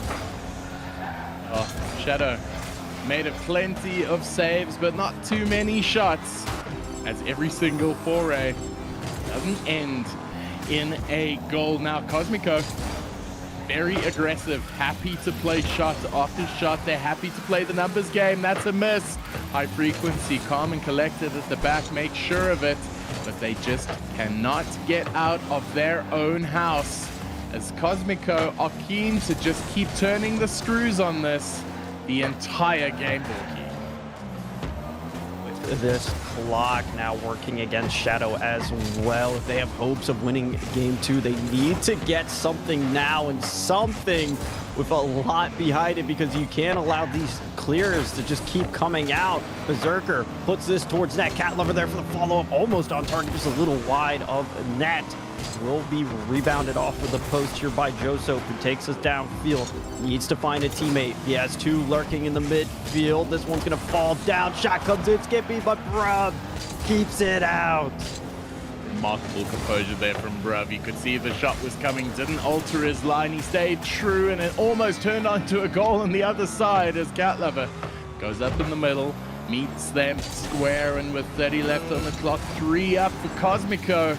It looks like that is it for this game, barring a absolute miracle. I mean, it's going to be a little bit more than a miracle at this point. We're talking in the realm of almost impossible, especially just how strong this Cosmico team has been, both offensively and defensively. It doesn't seem like there's a lot of room for Shadow to get themselves in. Clock will but all conceal or confirm that fate here for them. Ball touches ground, and Cosmico a lot more dominant than game 1, and they take themselves 2-0 here in our series. Well, speaking of 2-0, it is now time for that fateful game 3. And speaking of, in the other game, it is Death Cloud Mist versus AZG Nightwalkers. Nightwalkers are up a game. but Mr. Upper Point heading down into the final seconds and should turn it into a 1-all series. But it is one-way traffic here, Borky. Yeah, I mean, again, that first game really was kind of a lot different of a story than what we just saw there. Shadow kept things really, really close. And then, I mean, it took an overtime to decide who was our game one winner. And then it seems like maybe Cosmico just got warmed up, or Shadow was just not really expecting the change of game plan that Cosmico had, because they moved the ball around the pitch a lot more than they did in the first game. They were looking for those passes. They just were always knew where their teammates seemed to be then. So I don't know if it's a change in communication or something, but for Shadow, I mean, you got to go to the drawing board as well and make a change here, because that is not a way that you're going to be able to win championships. Completely agree there, Borky. It seems Cosmico have been stamping their authority on every single aspect of this game, and failing that, Shadow are in for a long day of things. They need to turn on the gas. They need to pump the aggression, because right now, staring down the barrel of a game 3, they need to turn it around right here, right now, and it is Skippy. Contesting into the midfield, hands it off to High Frequency, play down the middle. Can they take the shot? Yeah, bruv. Calm and collected, make sure nothing comes of that. And you mentioned it, but we really just have to stress how much of a turning point or sealer of this series this game is here for Shadow. If they drop this, they have to enter reverse sweep territory if they have hopes of advancing to that Covenant Grand Final that's awaiting for us after this game. And with this quick shot here from Joso, we'll finally see Shadow getting a score. It was 10 minutes scoreless. And this is a great start. It's a fantastic start. Joe Soap sniping it straight down the back. No bounce, but no bounce needed. Shadow up now by 1. And Cosmico for the first time on the chase. Skippy now with the big clear. It's going to be hit by High Frequency. It's another. What are we seeing here, Bromeo? It looks like Shadow. They finally have woken up. That floodgate is open. The confidence has been restored. And for the first time here, we'll see Shadow with a lead in our series. Off kickoff here, Cat Lover will get collection of this ball. Bruv is there for a shot, but look at High Frequency reading that before it developed into anything dangerous. Skippy trying to collect this here off the corner. Opts to leave it for Joe Soap. Probably a better opportunity there for him to try to get us out of this red side of the pitch. Oh, Cat Lover playing it up though. Joe Soap straight into goal. No nuance about it, but this is Prospect. No nuances needed, just brute aggression, and Joe Soap is showing plenty of it. High Frequency playing deep, and possibly for the best, as that was lasering towards their own goal, but bruv, bending it to the side now. It is contested firmly in the Cosmico half, and you'd feel that something has shifted in this Shadow attack. They are playing with a lot of aggression, and could it be that those aggressive rotates from Joe Soap are turning it around here? Has he decided enough's enough? Another shot coming in here by High Frequency. Pads it in. Is it going to be a goal? Fended away by Cat Lover, and they are surviving for now. But they're not out of the woods just yet. Here comes another one from High Frequency. It was on target. It is saved out here by Bruv. Skippy keeps it in. Quick turn here from Joso. Pops this one up high. Who's going to win out the foot race? It is Cat Lover that gets a touch behind him, but of course it's Joso. He's been all over the field here trying to will Shadow back into this one. And in such a crucial game, there's a huge demo as well. Cuts out that middle man. But it is the hard work here of Berserker that at least gives Cosmico an opportunity to maybe get one back here. Well, straight shooting will get this one in. Cat Lover. Aggressive rotate there. Goes for the bump on the way out, and that's just a hallmark of this Cosmico play. So aggressive even without the ball. Now, straight up high. Fakes in the touch. Bruv, being the recipient of that, sends it into the red corner, but returned with interest. The Shadow team looking so completely different here. Bruv fending it away, and they are just looking really good, aren't the Shadow outfit? We talked about the last time that Shadow played. They did take a game off of Cosmico, and it looks like they're in prime position to be able to do that here unless Bruv has a 1v1. Won't be able to beat out Skippy there, and instead it's a pinch all the way back down the other side. See Skippy trying to collect it there, cut off Berserker. Bruv patiently waits for that one. Served on his lap, but I mean, again, it seems like Cosmico are getting some of those offensive looks that we've seen in game 1 and 2, but Shadow just seemed to have more of an answer of clearing it out this time. They do indeed. Skippy taking the touch, playing it in. Just like that, they're going to keep it. Skippy full boost at the back. Cat Lover falling. Managing to pick up the corner boost there and replenishing themselves for further attack. Bruv taking the shot in. Cat Lover into the corner. Is going to take it up the side. Gets the pass off, but Skippy reading it well. Fends it straight down into the middle. We're approaching the last 45 here now. And it is now on the turn of Shadow to defend. Skippy gets a big clearance there off the backboard. Joso behind this one. Berserker keeps it in. Cosmico need to find something here if they have hopes of that sweep. It's going to be an open net off of the 50 of Berserker. Bruv's on cleanup duty, and he brings this game back within 29 seconds. I mean, it's not a lot of time, but you never know, especially with how strong this Cosmico team can be. It's going to be this kickoff here, in my opinion, that's going to dictate the pace of things. Ooh, strong kickoff there. Joe Soap getting the touch across. It's going to go wide, though, and it's going to get cleared, but not out just yet. Now, Bruv with a straight shot. Is that a goal? Do they concede? No, they do not. But Joe Soap now with the world of pressure on his shoulder needs to get this one out. Cat Lover, who's been so strong in the forefront, been such a strong first man the entire game. And they need to pick up a goal right here, right now, or it is Shadow who is going to take a game off this Cosmico team. And there you have it. Obscurity, pick up one. That would have been really scary too. Bruv almost kept that ball up. There was only one defender left for Obscurity in net. So 2v1 situation. But Shadow, what a way to bounce back here, securing themselves a must-win game here in the series, and things look to be a lot more closer now.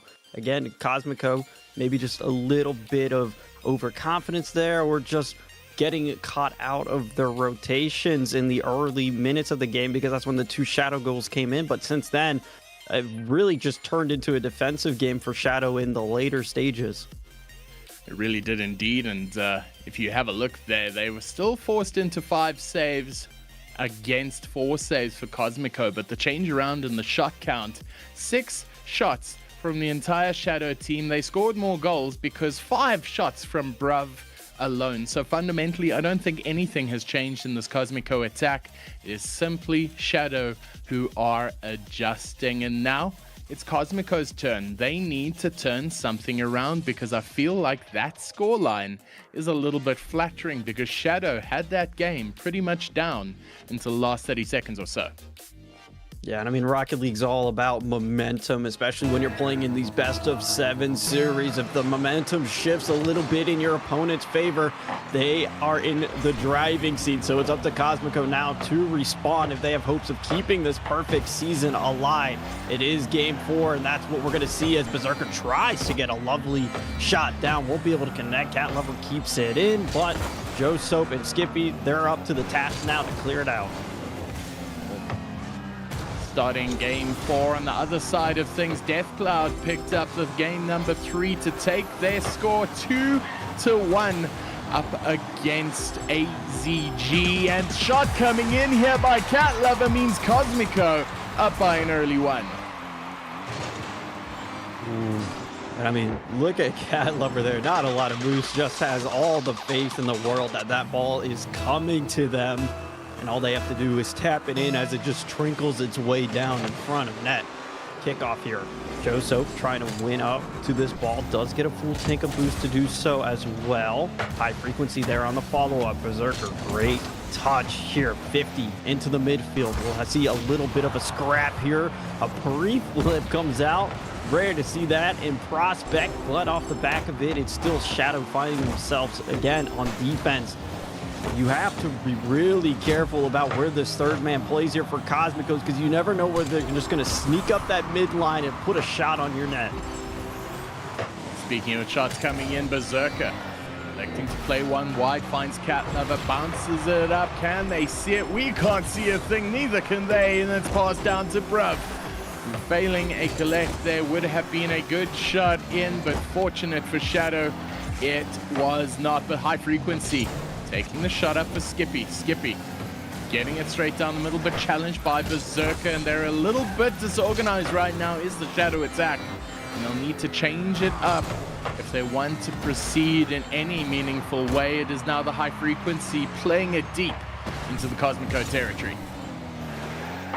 Cat Lover able to get that around one, finds it around the second as well. High frequency though, last man back gets a much needed touch, allows his team to get back into rotation here, but it's still Cat Lover, the catalyst here for the Cosmico offense, has been forcing the issue here time and time again, making sure the ball gets outfield, gets a huge demo as well, opens up the net, and Bruv just needs to drive straight. Well, Bruv drove straight indeed, picks up their second goal of the game. And that is much more like the Cosmico we come to expect, as they're starting to gain a bit of comeuppance in this game number 4. And it is good to see them regaining a bit of confidence. It is the right kind of reply, but not the kind of reply Shadow were looking as they get demoed for their efforts on defense. I mean, Cosmico are just pulling out all the tricks up their sleeve now. Not only were they controlling a majority of the boost in this game, controlling the rotations, but now they're just disrupting as much as they can. This defense here seems to be discombobulated at times with all the bumps that are coming in, because yes, you might be going for a boost expecting that somebody's there to save it for you, and then it's just Cosmico that have deleted your final defender. High frequency needs to get offense moving here for Shadow. They need to find some of that game 3 in them if they have anything left. There's 2 minutes remain here.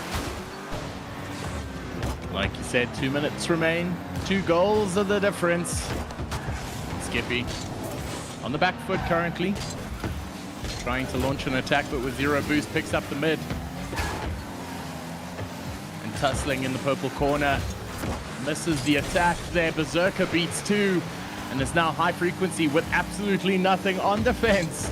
Forced into a very uncomfortable position, still without boost, but it is now Skippy beating. Joe Soap needs to get onto the end of that, can't do it. And Cosmico certainly feeling like they escaped one there. And I mean, just really, you don't know which way this ball is going to fall. It's kind of a game of ping pong here right now. Both teams just taking turns going back and forth. And eventually, though, it's Cosmico. Another game where they find 3.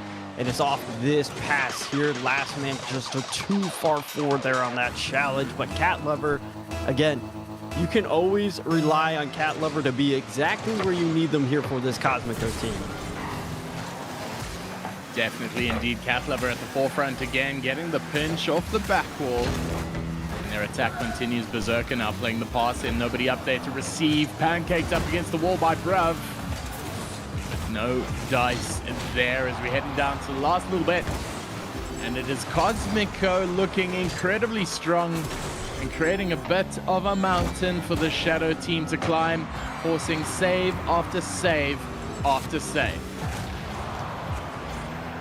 I mean, these Shadow offensive attacks are just fizzling out before they can even get started. They've only crossed the midfield a couple of times, and each time they do, it gets instantly shut down. But I'll caster curse here, and we'll see Skippy at least denying Shadow from being shut out of game 4. But with 23 seconds left, you're going to need a lot to go in your way. They'll need a very good kickoff here to start, Borky. So let's see if they can get it in. Straight off the bat, it is a neutral kickoff, but Joso, tactical fake. They're not getting the touch they required, and they're going to run out of time soon. There is no time for tactical fakes in this game number 4, because as it stands, with a few seconds left to go, Cosmico are going to take it out and put themselves on match point. So there you have it. Cosmos winning out game number 4. They are on 3 game wins. They are on the precipice of continuing their perfect season. Man, what a team here Cosmico has put together for this prospect here. It looks like at times they just are absolutely unstoppable. The way that they just can take control of the game is really what stands out for me. We don't have the field domination on here, but look at the shot comparison here. Cat Lover has 6 shots. That is more than anybody on Shadow combined. That is a lot of shots. Previously, it was Brav on 5 shots. This game, it was Cat Lover.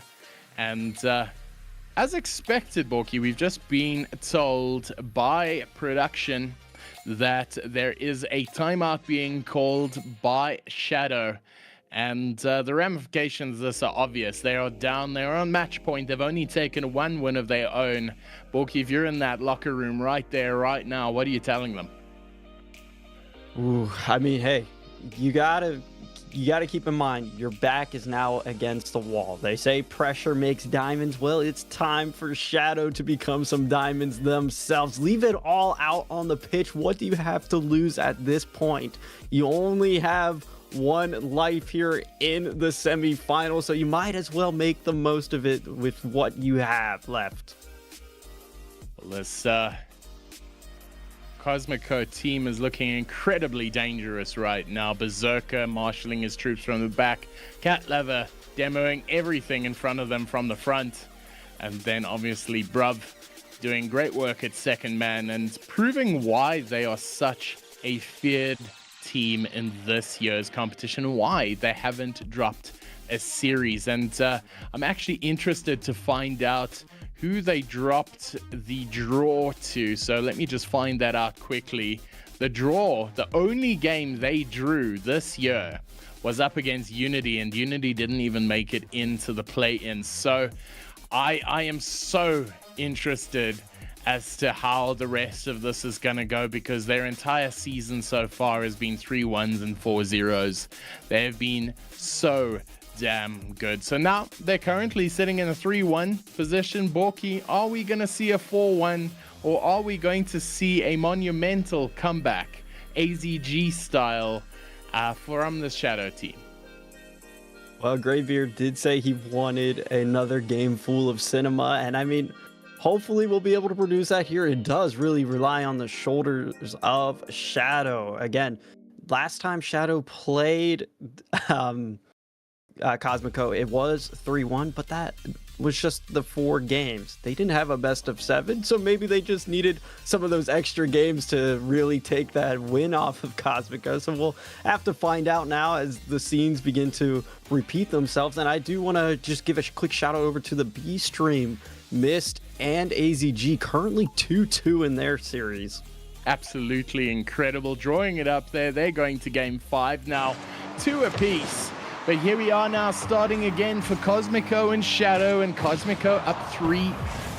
Bruv laying the early foundations, putting in a demo there, putting in the hits, and Cosmico getting the shot off early, fended away by High Frequency, just avoiding an early goal.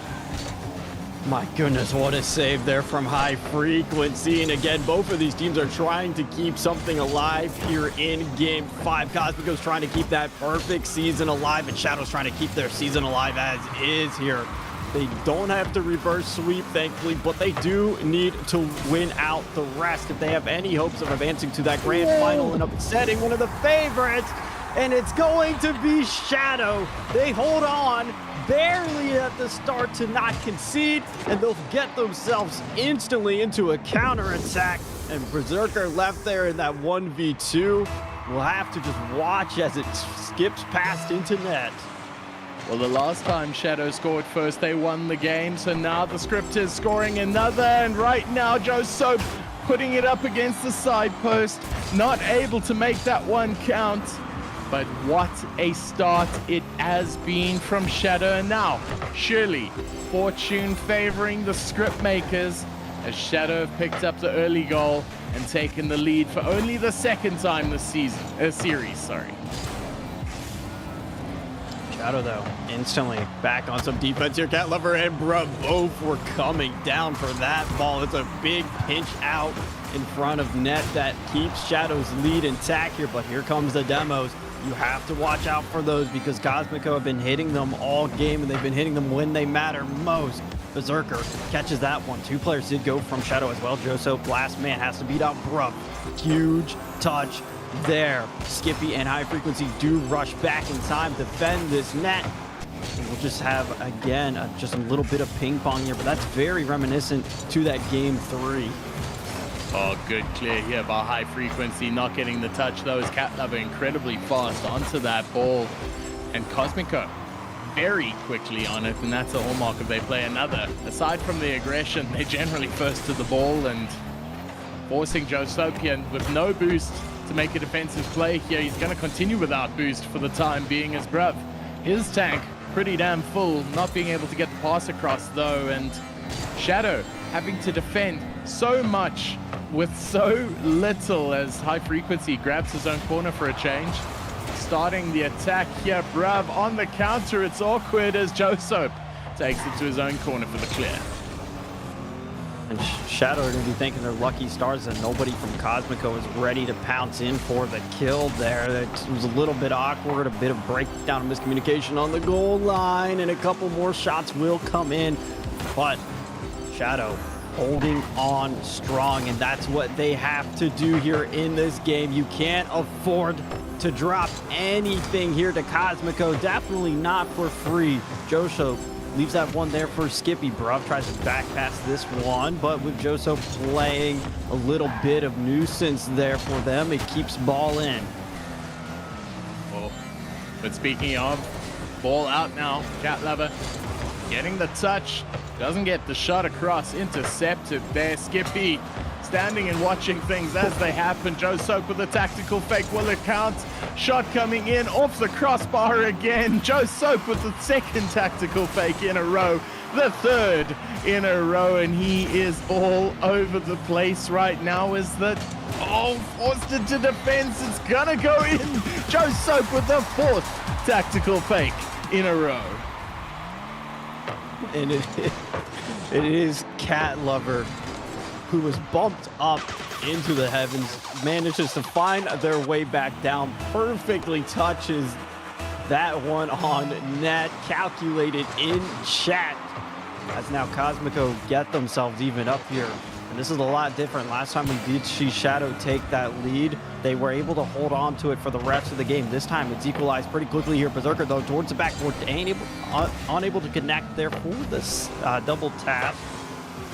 But Bruv, a big clearance towards net, gets a follow-up as well, and Skippy has to bail Shadow out. Oh, Skippy forced into a 50, not of his own making. Joe Soap very aggressive there, not getting the right amount of touches. Bruv now gets the flick off, but High Frequency with the read means that comes to naught. Bruv beelining for Joe Soap. Now turning the vice grip, and the crack's starting to show as Shadow forced onto defense for so much. You don't want them to panic now. 30 seconds left on the clock. They need to stay composed. Joe Soap getting the touch, beats one. Gets the pass, beats two. But Cat Lover with no boost makes the save. Now Joe Soap in the corner there needs to get a prime touch. Gets the demo, and that will be good enough as Cat Lover now takes the 50 in the midfield. 10 seconds left now. Bruv gets demoed. It's going to go into overtime. If a shot comes in here right now, it could end the party early. And Skippy lays it down into the middle. Can they get the touch? No, they can't. It goes to overtime.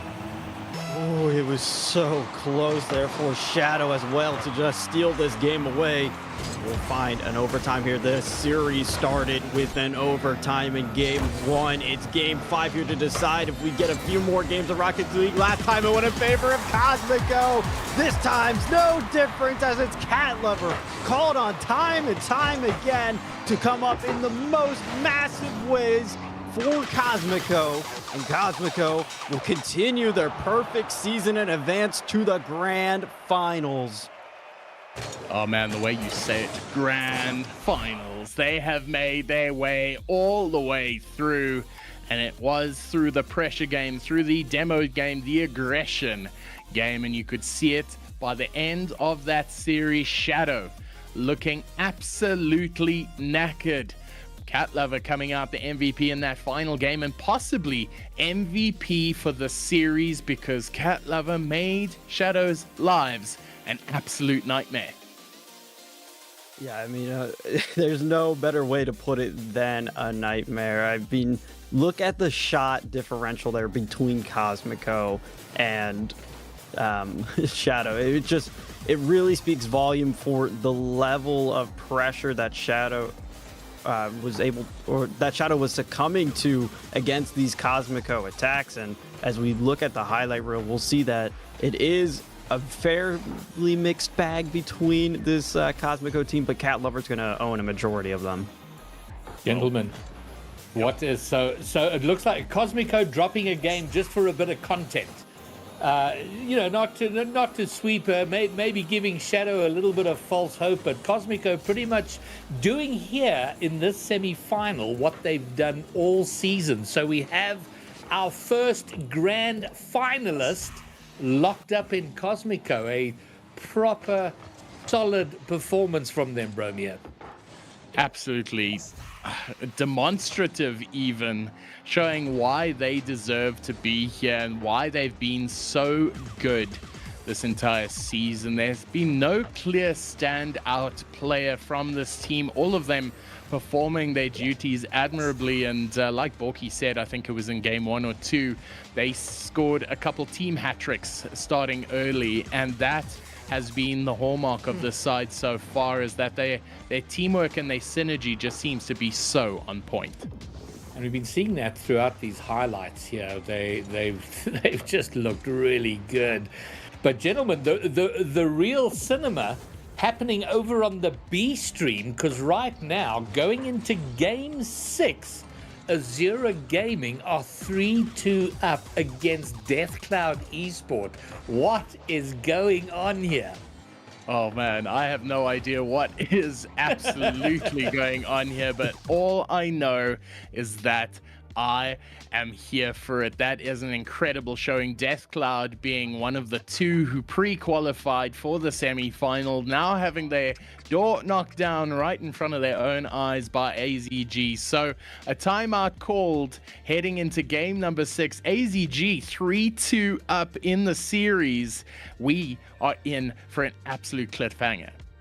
An absolute banger there, and I'm so pleased for them, because the script is yet to be completed, but a wonderful little narrative in the making there. And whoever does come out victorious there, whether it is the Nightwalkers or the DeathCloud Mist, it is the winner there is going to meet a very scary looking Cosmico. I mean, we talk about Cosmico and the fact that they didn't lose a series, they had 1 draw, and then very similarly, with the exact number of games won, DeathCloud didn't have a single draw, but they did have 2 defeats. And all of that, how that all shakes up, is that they finished pretty much only separated by goal difference at the end of the season. So this would be a big shock if they were to go down in the semis. And gents, I think it is only fitting. The B stream happening over on Dutch_ZA. Game 6 has just gotten underway, and I think what we're going to do is we're going to host the B stream here, so that we can watch that semi-final to its conclusion, and then we will be back for the big grand final. So, gents, I did ask you to bring us a banger. You didn't. You brought us a good, solid series. So well done for that. The banger happening over on the B stream. So, Borky, Bromeo, thank you very much. And let's go and see what's cooking on the B stream. As we see now, they're rattling off shots. They're going for things very confidently. Finally, they just took a massive dip in confidence in that third game. No one really shooting accurately, struggling a bit in the next game despite winning it, but hitting the post as I mentioned it. King Dominus, nice cut there, trying to keep up the pressure. Big Ben popping around Future Life, and this is something we've also seen a lot of missed with very low boost when it's their turn to defend. Yeah, definitely. They're just sitting in the corner. Future Life and Chaos both going for the same boost, end up missing the boost. But hold on! It's a doink from Chaos! Oh, it's a beautiful doink from Chaos. As we go downfield, it's a good cross from Keegs. It's a beautiful doink from Chaos, and it just sails into the net. For a second from Keegs, I was a bit disappointed. I thought it was covered by Big Ben, but great speed there by Chaos, getting that doink. Perfectly top ins, and that's exactly what Mist needed. They have 1 goal up now, but we need to see more. Keep piling on that pressure. Don't settle for this one. And good defense coming out. There's another demo. They're looking more aggressive, more confident. I want to see that aggression. I want to see that confidence. Again, we cannot just keep it to 1 goal. As Big Ben is onto the backboard, where is the defenders? It's a good save. Good patience from Future Life there to just read King Dominus Rex, but he's back up. Chaos passing at mid again. Big Ben, good patience. Keeks going up as last man is a little bit questionable, but it doesn't hurt them right now. It's a bit of an awkward touch as we sail back to Nightwalker's side. Chaos taking his time, letting his teammates get boost. It's good. You like to see the patient plays. Yes, you don't want to take too much time on your solo plays, but you also want to let your teammates get back, get boost, let them readjust. Selfless. It's a good demo. A good selfless play. Oh, he's going to be rewarded for being so selfless, apparently. There we go. Mentioned Chaos a bit beforehand, saying he was looking sharp in that game when they dominated, and now he's been a bit quiet. It's like the guys just said in that minute, dude, just go get some goals, be that guy. And there we go from Chaos, a second goal. That's going to feel good for Mist. Absolutely, I think it'll do a lot for Chaos here as well. As I said, I pointed out in that game where they had that confidence, Chaos was there. He was in every play. He was getting the bumps. He was getting the goals. And I think this is looking like a Mist team. They are not ready to go down without a fight. They want to give us that game 7. Yes, give us that game 7. We're loving it, Mist. More of what you're doing. Weather the storm. As King Dominus trying again, some great touches in the corner there, but not quite getting his shot away. And just about getting there in time at the moment. Mist, they're holding on to that 2-goal. They are definitely holding on to that 2-goal lead with good defense, good patience, good awareness that I'm seeing from them, good boost steals. They're just seeing a little bit more calm, a little bit more patient, but I say that and it's a miss! Did I just cast a curse him? Yeah, there you go. I wanted someone on such backboard. a good idea. It was such a good idea by Chaos. Perfect position for it, but just mistimed the flip off the wall. How many times do you see that in this game? And unfortunately, instantly punished by that. Big Ben is not going to miss from that range. And miss. Absolutely not. It's a little scary now. You've lost that 2-goal lead, but if they can get that 3rd goal before Azura, then they surely have it. But they need to not be shaken. They need to push, keep pushing. Because that's nice by Future Life. Where's the follow-up? No one opting to go for that one. I mean, I've been yelling all day for someone to be on backboard. We finally get just a bit of an awkward miss and a bump on Keeks. Oh, the cracks are showing here, and Nightwalker's taking their advantages when they get them. Definitely put that shot accuracy gremlins to sleep for now. Looking a little dangerous when their shooting accuracy is on form. Yeah, that what can you say? I mean, they've come back. It's looking awkward now, Mist. That double that would have been 2-goal so lead nice. and losing that 2-goal lead, it's got to feel a little hard for them. But we're back to square one with a minute to go. This whole series on the line. This is going to be the biggest show of character we've seen from this yet. But they've been doing well in this game. They've been doing sort of a Good big demo though. He went back. It's not quite on target yet, but there we go. Big Ben puts the finisher in. I mean, the best advice I could give here is don't look at it as a 2-3, look at it as a 0-1. I mean, you gotta just kind of take the advantages where you can, and if you start looking at it as a 2-3, it might just start getting a little too hard, a little too difficult to kind of bring those Gremlins down. So, best need to look at it as a 0-1. They just need one to put it to a tie. Well, Fox, I hope they're thinking the way you're thinking, not the way I'm thinking, because right now I am so tilted. How have we lost our 2-goal lead? And now no boost on defense. It's only Chaos is going to have to be the one to bail them out. A 4th goal surely to be the dagger in this game, but 40 seconds left. Good touch by Big Ben, opting to slow it down a bit, playing to their strength of having that advantage, despite how good Mist have come out in this game. What can they do? This is their final moment, 30 seconds. I think Mist definitely taking that advantage of the timeout immediately, but I think Nightwalker just had a better answer for them there. I'm getting a little upset as the time goes down. I wanted my game 7, but we still have time. They could still keep it up. I could still get my 0 second and a game 7. We gotta be hopeful. This is Rocket League, Mac. We can't be in this part of the field. Oh. No! Oh, it is just unfortunate. That is a very difficult end to take. I mean, Mist, you could see it. You could see that losing that lead and conceding that 3rd goal. I mean, I think Chaos drove towards the ball, didn't go for it. No one in Mist confident enough to go for it. And I mean, why not go when you have 10 seconds left? It's unfortunate. So Nightwalker's actually going to win it out in a 4-2. Despite a game where they got absolutely demolished, they looked fantastic afterwards. I mean, every single player just looking like they gained their confidence from that thrashing. Yeah, no, I think after that timeout, we were looking good. I'm a little bit upset about the no game 7, but both these teams just came out swinging. I mean, it was close games. It's a 2-3. Game 6, I mean, come on. Yeah. Would have been great if we went to overtime and got our game 7, but unfortunately, it's just how the cookie crumbles in the Rocket League. It's just a little disappointing, but they played really well. These games were close. It was a fun series to cast, to watch. No, it was brilliant to watch. I think both teams very much did themselves proud. Mist, it's going to be a tough one to take, but the games were so close. It was just those tiny mistakes. Shout out there to Maxpresso and Fox bringing us all the action on the B stream.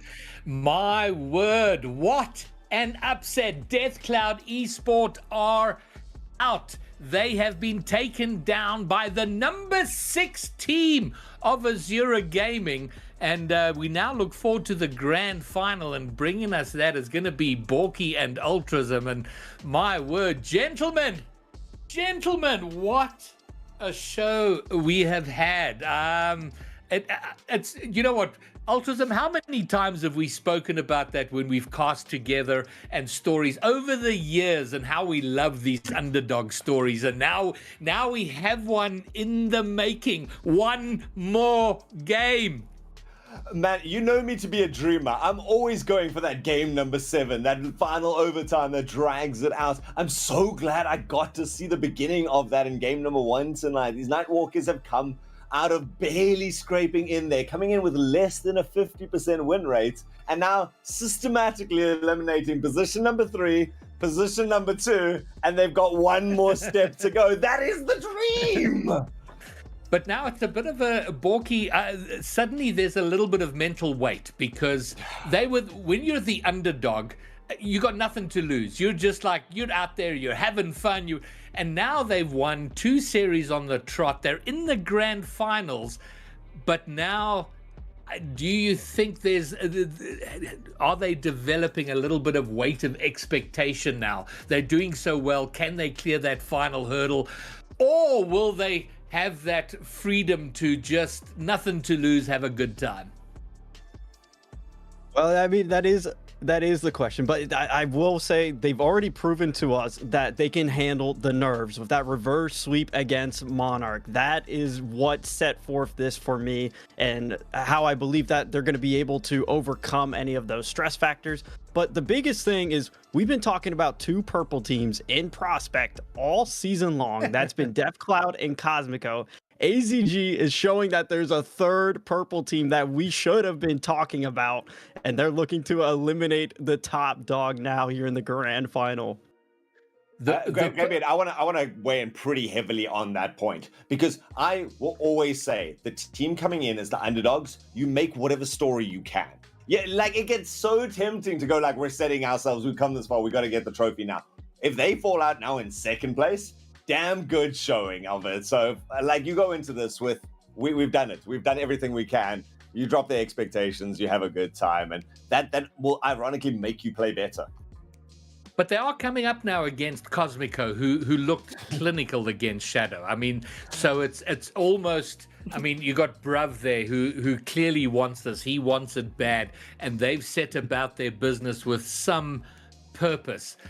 So it feels like there's going to be a clash of mental approach, almost that sort of, I get the idea of the sort of clinical German efficiency up against the Brazilian. And I know that's a terrible analogy given the history of Germany and Brazil, but Brazil are just flair and craziness. And so it is going to be a bit of a clash of approach.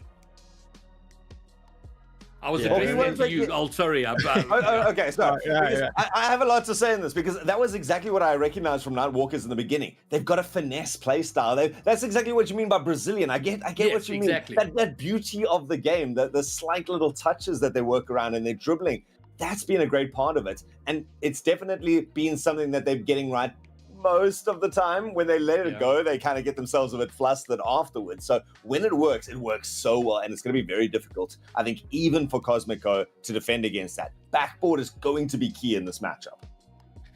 There is the pressure, though, is on Cosmico now, because you know, it feels like they've got a lot more to lose. As Altruism has quite rightly pointed out, if Azura lose here, they've had a fantastic run. It's still a really, really good finish for them. If Cosmico go down here, Borky, after not losing a series all season, that's rough. Yeah, and I mean, there's just so many storylines that have been built up around this grand final. You have the number 6 seed versus the number 1 seed. You have one team that's looking for the perfect season, and then you have another team that is looking to be the underdog upset story of probably all of the tiers. Well, it is now time. It has come to this. In the next series, the next best of 7, we will crown a Season 4 RSC SSA Prospect Champion. And it will either be season leaders Cosmico or surprise underdogs Azura Gaming. Altruism, Borky, bring it to us. Thank you, Greybeard, as it has all led up to this moment here. 9 weeks of non-stop grueling league play to get us our 2 finalists here. And I mean, what a story it has been. We can just continue talking about it all day, but I want to see it play out on the pitch here, Altruism.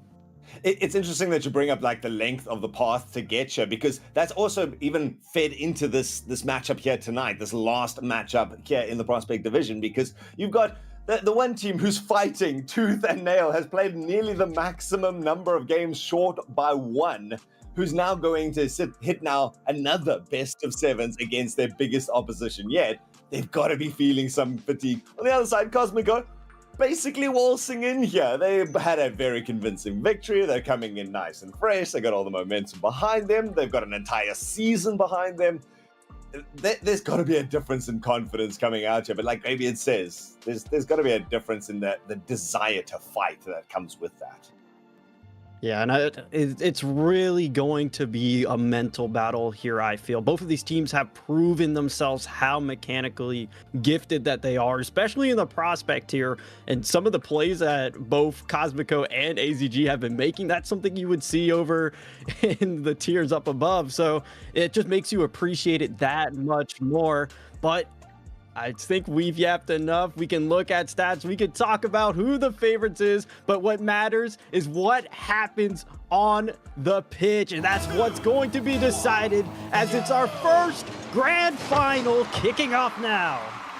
7 games up for grabs. 5 minutes apiece. I am sure we're going to be going to a couple of hard contested overtimes. Ball in front of the net right now. It's going to be difficult to see the difference so far. Cosmic Goat coming out here in the white. If you guys are not 100% sure, Azura are going to be taking us away in the purple.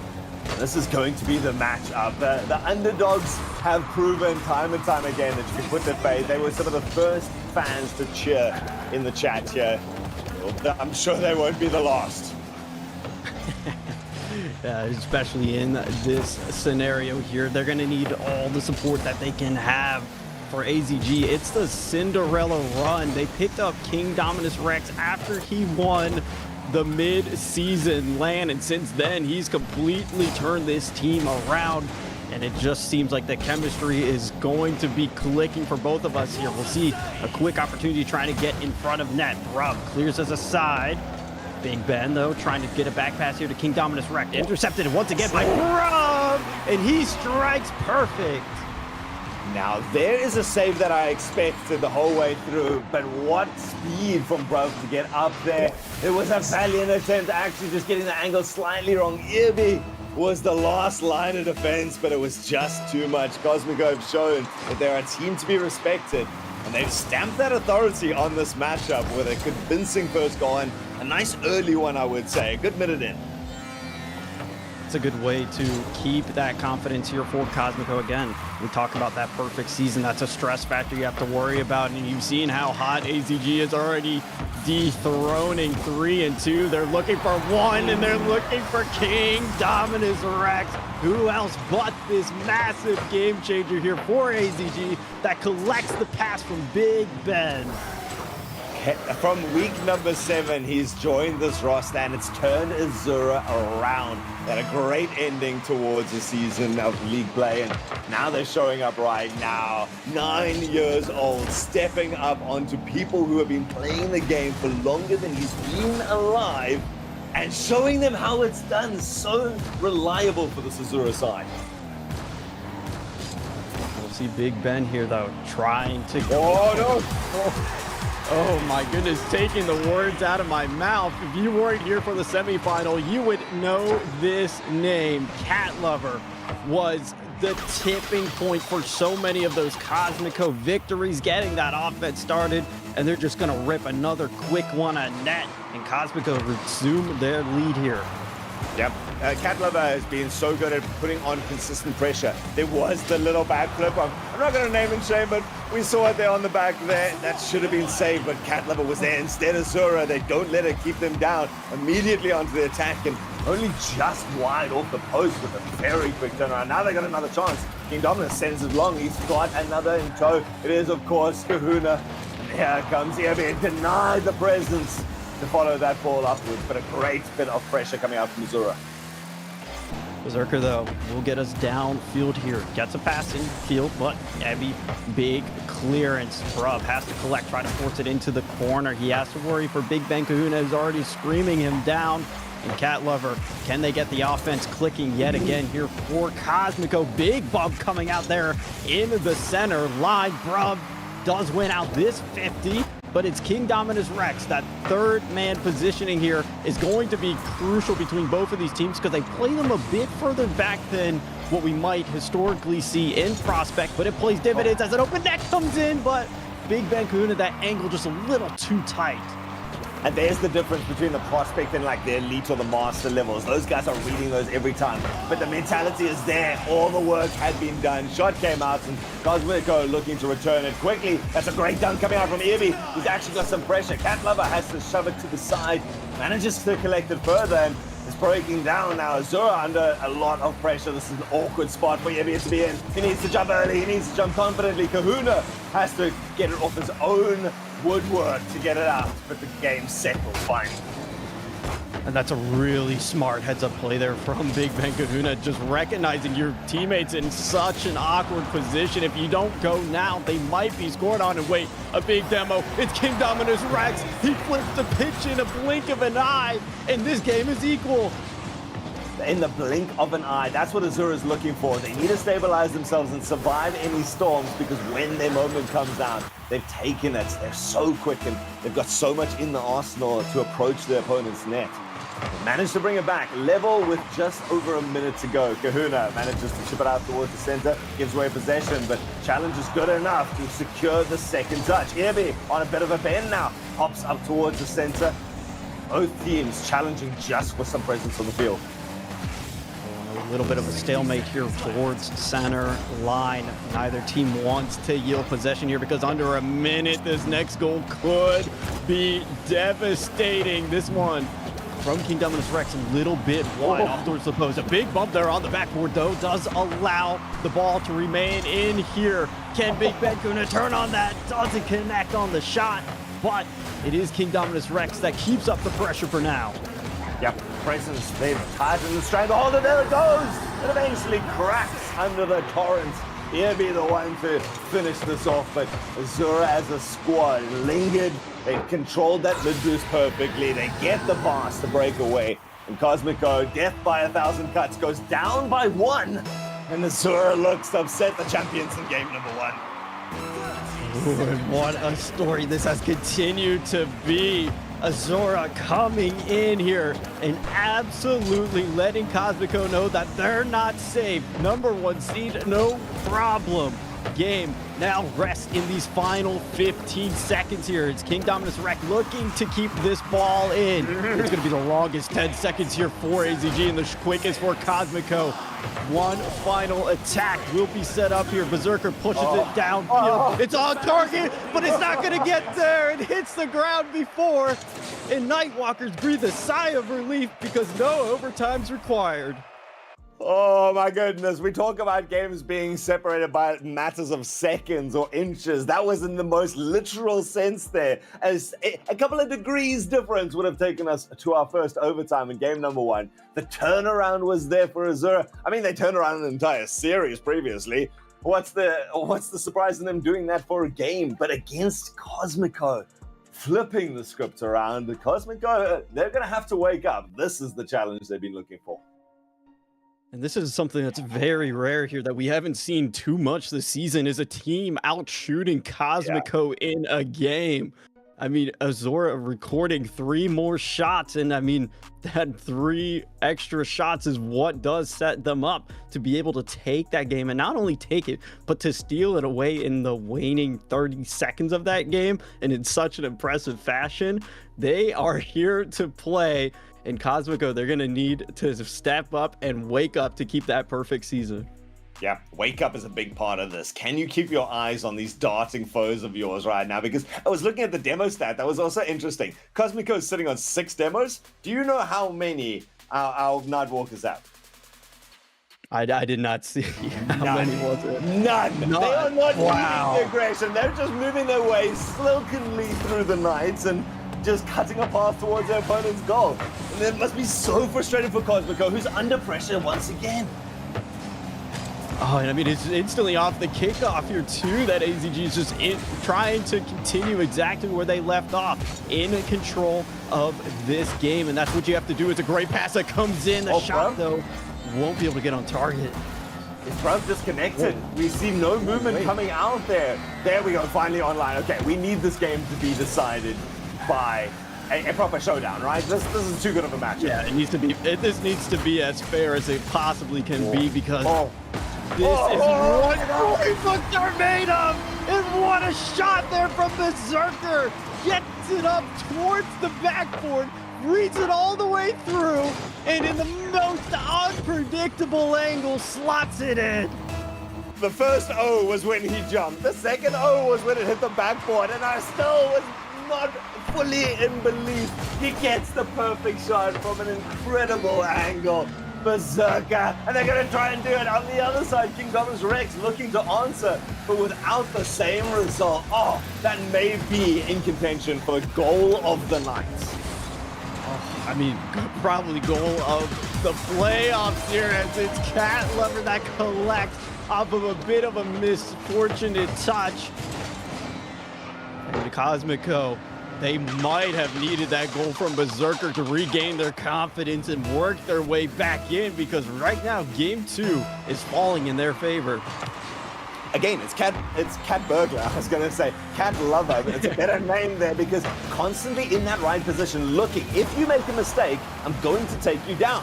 And that's what Prospect's all about. There are going to be mistakes. It's which team makes fewer of them, and more importantly, who can capitalize on their opponents. And that has been Cat Lover's role the whole night. 2 goals feels a lot more comfortable for Cosmic O to bring the series back under their belt. But you never really know. AZG have been down 2 goals. They've been down 2 games, and they still managed to find ways to win. And that's the biggest thing here, especially in Prospect, is finding those ways to win. You take those little micro victories where you can, and they just snowball further and further. We'll see Bruv, though, trying to make sure that Cosmic O can kill as much of this confidence as possible. It's well navigated from King Dominus Rex, looking for a teammate, does connect with him. Ball, infield, bump, comes out, but Bruv gets a better clearance. I love that awareness, and it's something that Azura has been showing as a whole. Cosmic O as well. That rotation of when you've lost control of the ball as first man, your job's not done. Find a touch, and these guys are managing to cause disruption consistently this time. Even on the way back, King Dominus Rex looking for a little bit of physicality. Now it's up to Kahuna, looking for the near post for a self-pass, but loses control of it. Loses the opportunity for Azura. They've got still half a game's worth to go, but get a feeling like everyone is going to have to count from here on. I mean, not only that, but every single touch is going to be so crucial. You don't want to give away possession. You don't want to give a missed touch. We're going to see King Dominus Rex here taking us up, looking for possibly a pass. He has to go to stop that one at the midfield. Kahuna turns on this, but look at this from Cat Lover. Cat Lover has been that offensive maker time and time again, and it's Bruv who's screaming in. Berserker comes flying across, but for AZG, they'll be able to navigate out of these waters for maybe a little bit longer. I don't know right now. Cosmic O is still lingering. Bruv got such a nice turn there, and now they're pinning their opponents. Berserker just running that interference. Gonna be up to Bruv, though, to skirt this out of his own corner, see what distance he can eke out of this. He's got Dominus Rex challenging him, and coming off the bat, and this actually falls down towards the Cosmic O line. Pushed towards the side by Cat Lover, but Zura turning the tempo, and it actually goes in. He's skirting over the face of the goal. Somehow finds that backwards. I think this is actually off the defender. Oh, it just took the perfect roll around the net, and then Cosmic O, the touch, instantly just slips into that corner as soon as an opening is found there. And AZG, well, they might have found some life here in the remaining 80 seconds of this game. You know, pressure leads to mistakes right there, and Azura, they got their moment. They one little breakaway. They're going to have to do some defense work now. 2 players up on his third. It's going to be bounced. Recovered nicely to disrupt the shot, but he doesn't manage to get to it. Play is wide, and King Dominus is going to continue with this. Tries to slow it down. Great rotations, micro little circles to get back into the play consistently, and it ekes Azura some space. They've got 60 seconds. Ooh, and these 60 seconds are going to be crucial. You can't let Cat Lover in. You can't let these bumps. Oh, the shot doesn't come. King Dominus Rex. It's a bit of a missed touch, and Bruv puts the pressure on. Pressure leads to mistakes. King Dominus Rex was so concerned that the next shot was coming. He thought he had to get something, but it ends up the detriment. The hope evaporates, it seems. Either that or the fire going to be reignited here for Azura. They've still got some time, 42 seconds, to make a go of this. But their job has now doubled. Job not done for either of these teams here. Bruv gets a beautiful touch there. Gets it around one. Can't quite squeak it past Evie, though. He keeps it out. He keeps Azura's hopes alive for whatever time they have left here in this game. They need to get something soon, though. This clearance downfield might help them out, but it's Berserker. That ball falls right into his lap. King Dominus Rex, though, keeps it in at center line. Berserker has been phenomenal here on defense, and with this touch here, this might but all seal game number 2, and we'll find ourselves at an equal series. Okay, so very much we are going to be going the distance. Azura not going to have a clean sweep. I don't think anyone expected that, but Cosmic O stabilized a little bit, but off a very weird result. It kind of felt like that was also aiming towards 2-2, and that was an extra little 1 or 2 goals that Cosmic O got gifted off just opportunistic placements. Yeah, that's really, it seems to be what Cosmico does well is they get those rotations in form. And when they are rotating well, that third and second man are always in spots that they're anticipating where the clearance is going to come from. And then they just keep the ball in. That pressure builds.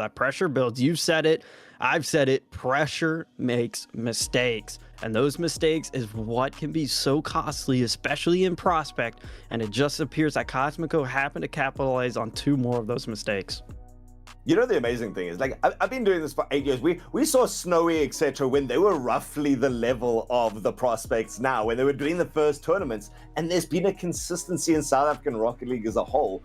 The teams that do really well are the ones who are able to extend those periods of pressure. Can you get your rotations right? Can you control that mid boost and join the attack time after time? Crash down an artillery shell on your opponents, and eventually you're going to find an opening in the back of the net, right? It's about that midfield control, and Cosmico did a great job of it right now, but the counter-attack speed from Azura is still yet to be reckoned with. They've got a chance here. It's going to be jumped up. Irby takes a long shot, well saved towards the side.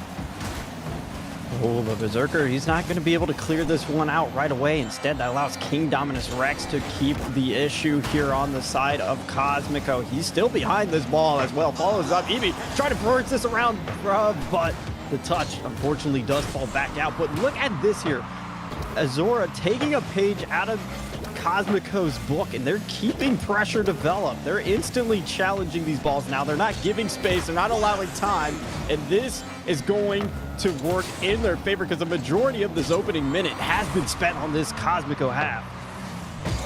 And that's been quite a similar feel. I feel like at the beginning of last game, Azura was also immediately into the attack. They got this quick venom about them. And they're right about now. Oh, this is consternation. Jump up, big Kahuna sends it up high. No one else need jump as Irby decides to take the patient play, waits it out, and possession still in the hands of Azura. Demo to boot on top of that. Ball eventually rips away towards the halfway and a bit more of a stalemate, but so far, Cosmico, again, haven't really controlled this game for the first minute. Yeah, and I mean, Cosmico, they get themselves across the center line, and it's just instantly right back into defense. You have to keep that second and third man back a little bit because you never know what's going to come out. Big Ben Kahuna trying to redirect that one towards target. It's going to be a big touch there off of the corner. And again, this ball comes in. Look at Cat Lover, though. Cat Lover streaking in, trying to connect off of that pass there, but unfortunately for them, it's just AZG that keeps this ball moving forward. I think if each of the different divisions had a catchphrase, the one for Prospect would be that. You never know what's coming out. You don't know if the guy's going to make the contact, if it's going to be the best contact in the world that you need a pre-jump for, or if he's just going to miss the ball and you can wait underneath, take a nice easy shot. You got to just keep going for it. And at this stage, Sura is going for it well. Still deadlocked, but in the front of the Cosmico line. A little bit dangerous. King Dominus Rex not going to go too far. Still very much in the conversation. This one squeaks out towards the center. Bruv makes a goal line save.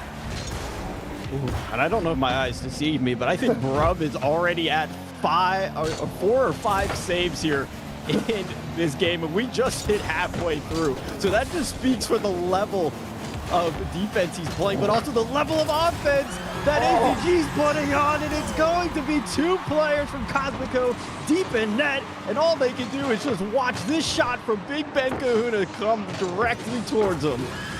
Man, it's been such a story. Even from the first series, we got to see these Nightwalkers in. Irby sitting comfortably at the back, making sure that we don't concede, but you just send King Dominus Rex up with that first challenge, that spearhead, to create problems, and then Big Ben Kahuna, the one who can finish it off, the one to go for goals when the team needs it. And Azura up by 1. Cosmico lingering around for a long period here, looking for an equalizer of their own. They've still got 2 minutes left to do it, but not a lot of shots to show for it. Not a lot of offense in general. This one, though, oh my goodness, that could have been extremely dangerous for Cosmico. It just rocketed down in front of your net. It's still dangerous. Cat Lover has to work with the post to keep this one out. And for Cosmico, yes, you're still down 1, but with how dominant AZG has been, you have to be careful. Cat Lover, great shot, but Evie, an even better save. This ball soft, low in front, but just hits that crossbar, that upright, and goes astray. Cosmico had their opening right there. Azura lost control, but come out unscathed, and Cosmico still now on the prowl. They've got 2 players around Bruv, lingering. He's finally gotten off the baseline, retreats straight back, understanding Azura ready with the counterattack, and all returns down to Cosmico. That was their look for the last minute. They've got 1 more minute to do it. And we can kind of feel them ramping up. They're trying to control this mid boost. We've seen Bruv countless times in the past 30 seconds come up a little bit forward to take that. That will disrupt the AZG defense and rotations back. They're able to do it well. Ball still remaining here on the side of AZG. Big Ben Kahuna trying to force us out. Bruv keeps us in. That's what Cosmico needs if they want to close this deficit. This clearance there from Eevee. Well, that might be the nail here in game 3. Oh, so silent in the back line. I say he's a stalwart, he's a bastion there at the back. But when he just gets his little moment, he's so good at controlling tempo and reading that everyone from Cosmico was pushed forward, sends it long off the wall, places it perfectly, and asks of Cosmico if their defense is ready. The answer this time is no. 30 seconds left, and Azura may continue to take the lead and dominate the tempo of the series. Oh my goodness, look at this pass that comes in here as well. Got the goal that would have sealed the series if it wasn't for their pass here to Big Ben Kahuna that puts Azura up 3 now. And there's a big difference between winning a game against Cosmico by a goal, where it was moments that decided it, versus beating them 3-0, clean sheet and a confident win behind you. This isn't Azura. I said it after that game 1. I was saying in the private chat there, these guys are dark horses. Why they got another one up? Add insult to injury. Azura is a team that has come in with fire and is looking to take down everyone systematically. They are the 6th seed heading into today.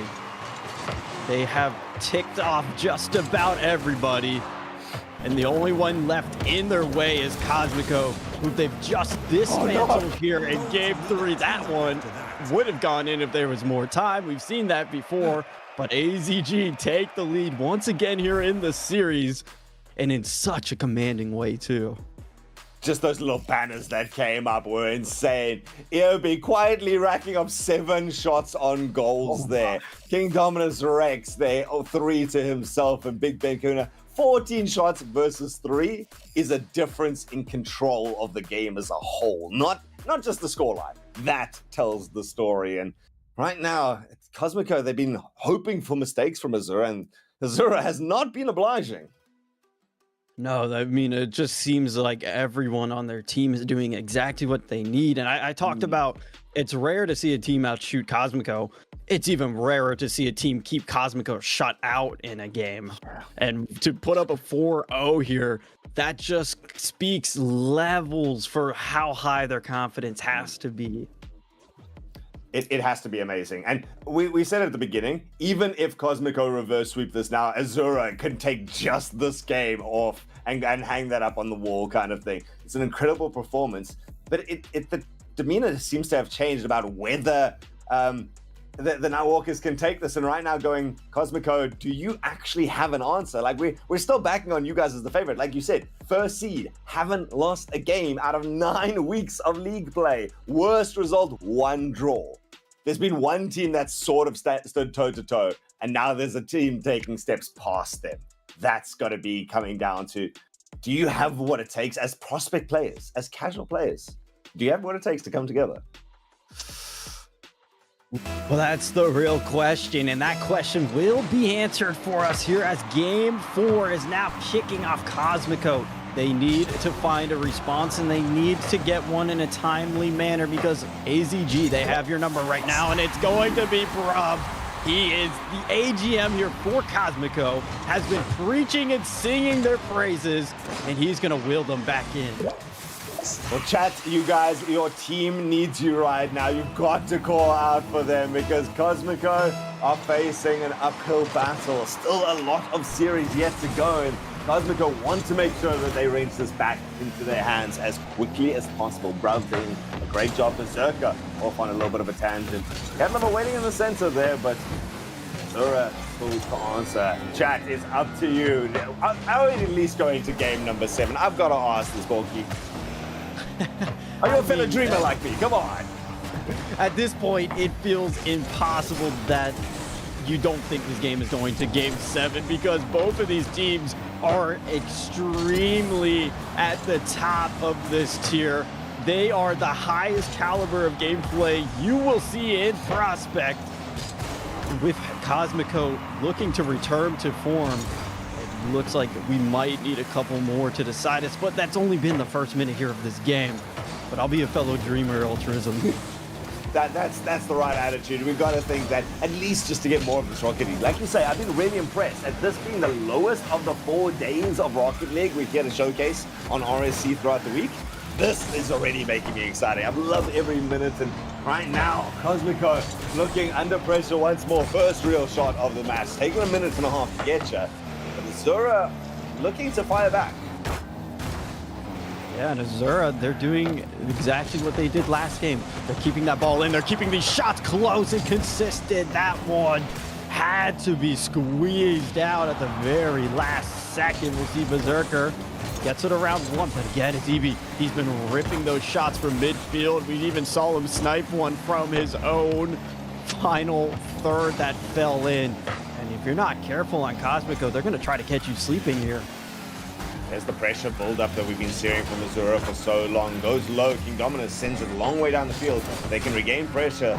This will be great. Cosmico finally break the deadlock, and they're immediately on the attack. Bravo, 2 attempts off the backboard to try and get that one in. Could not find the angle. But that's how quickly this gets turned around. They're going to take another one. Ricochets off the corner, bottom post.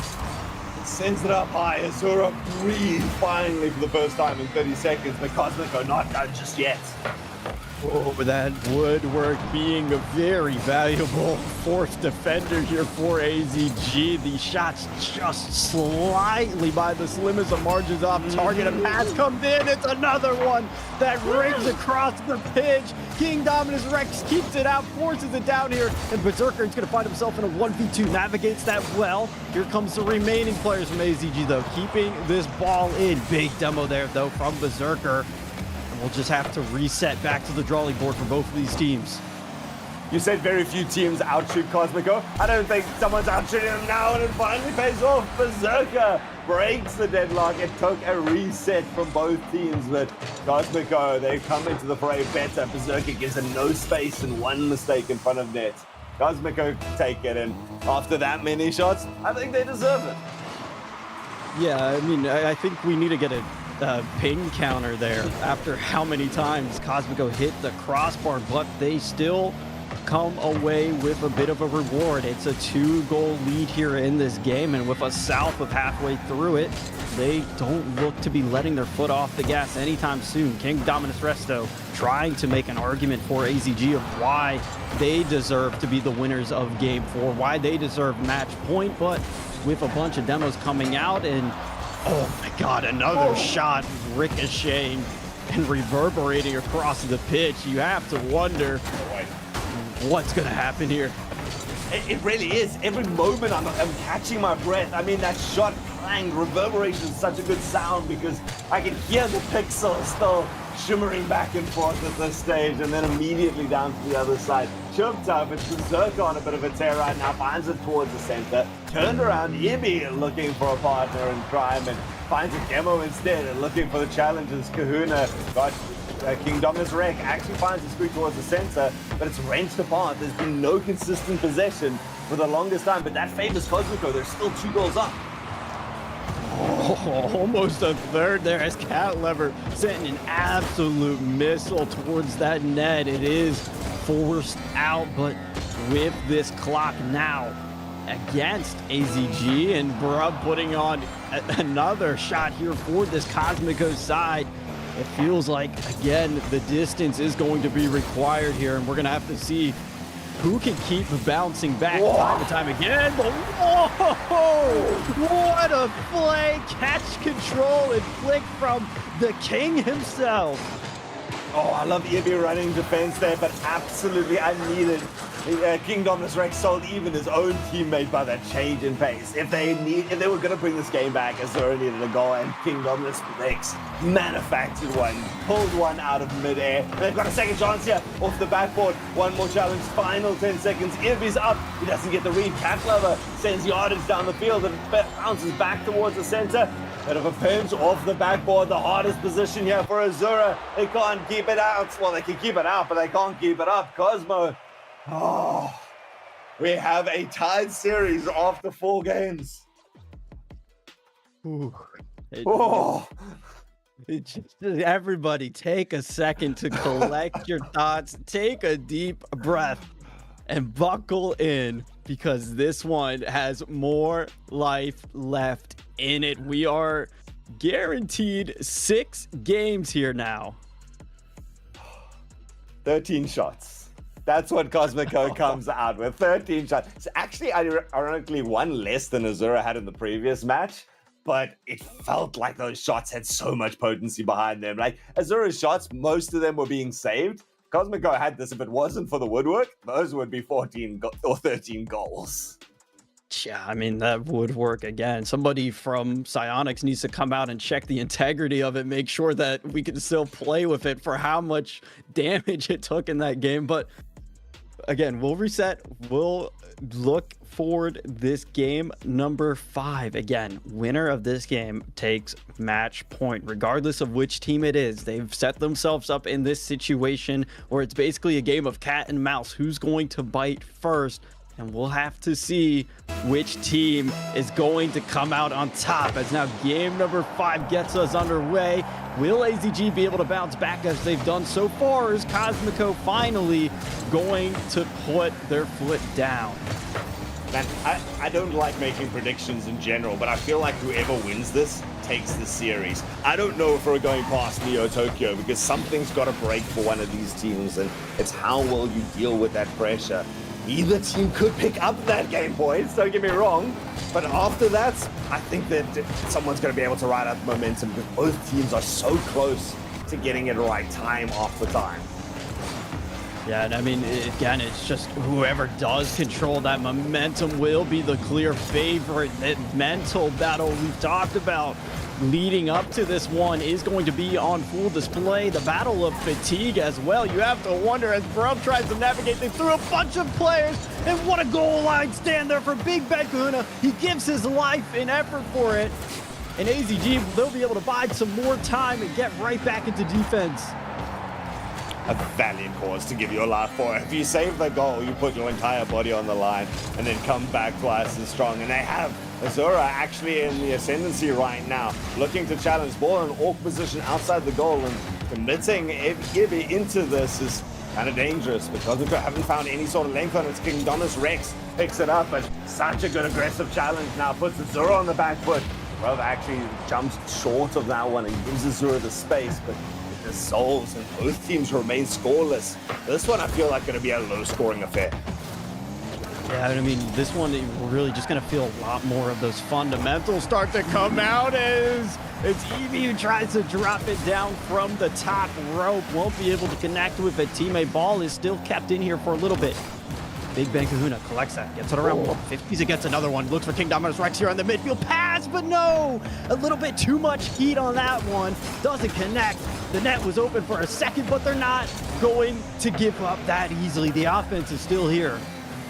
The idea was so clear, though, and so nearly executed to perfection. These are the names you watch for in the future when they get that same thing, but with a bit more practice behind it.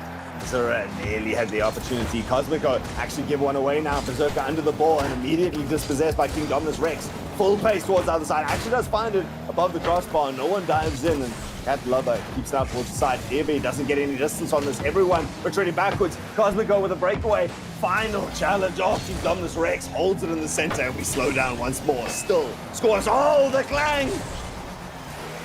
The gong of failure that just continues to haunt our ears here on the pitch now for both teams. King Dominus Rex, what a 50 there, almost forcing it through, hitting the gym on that play.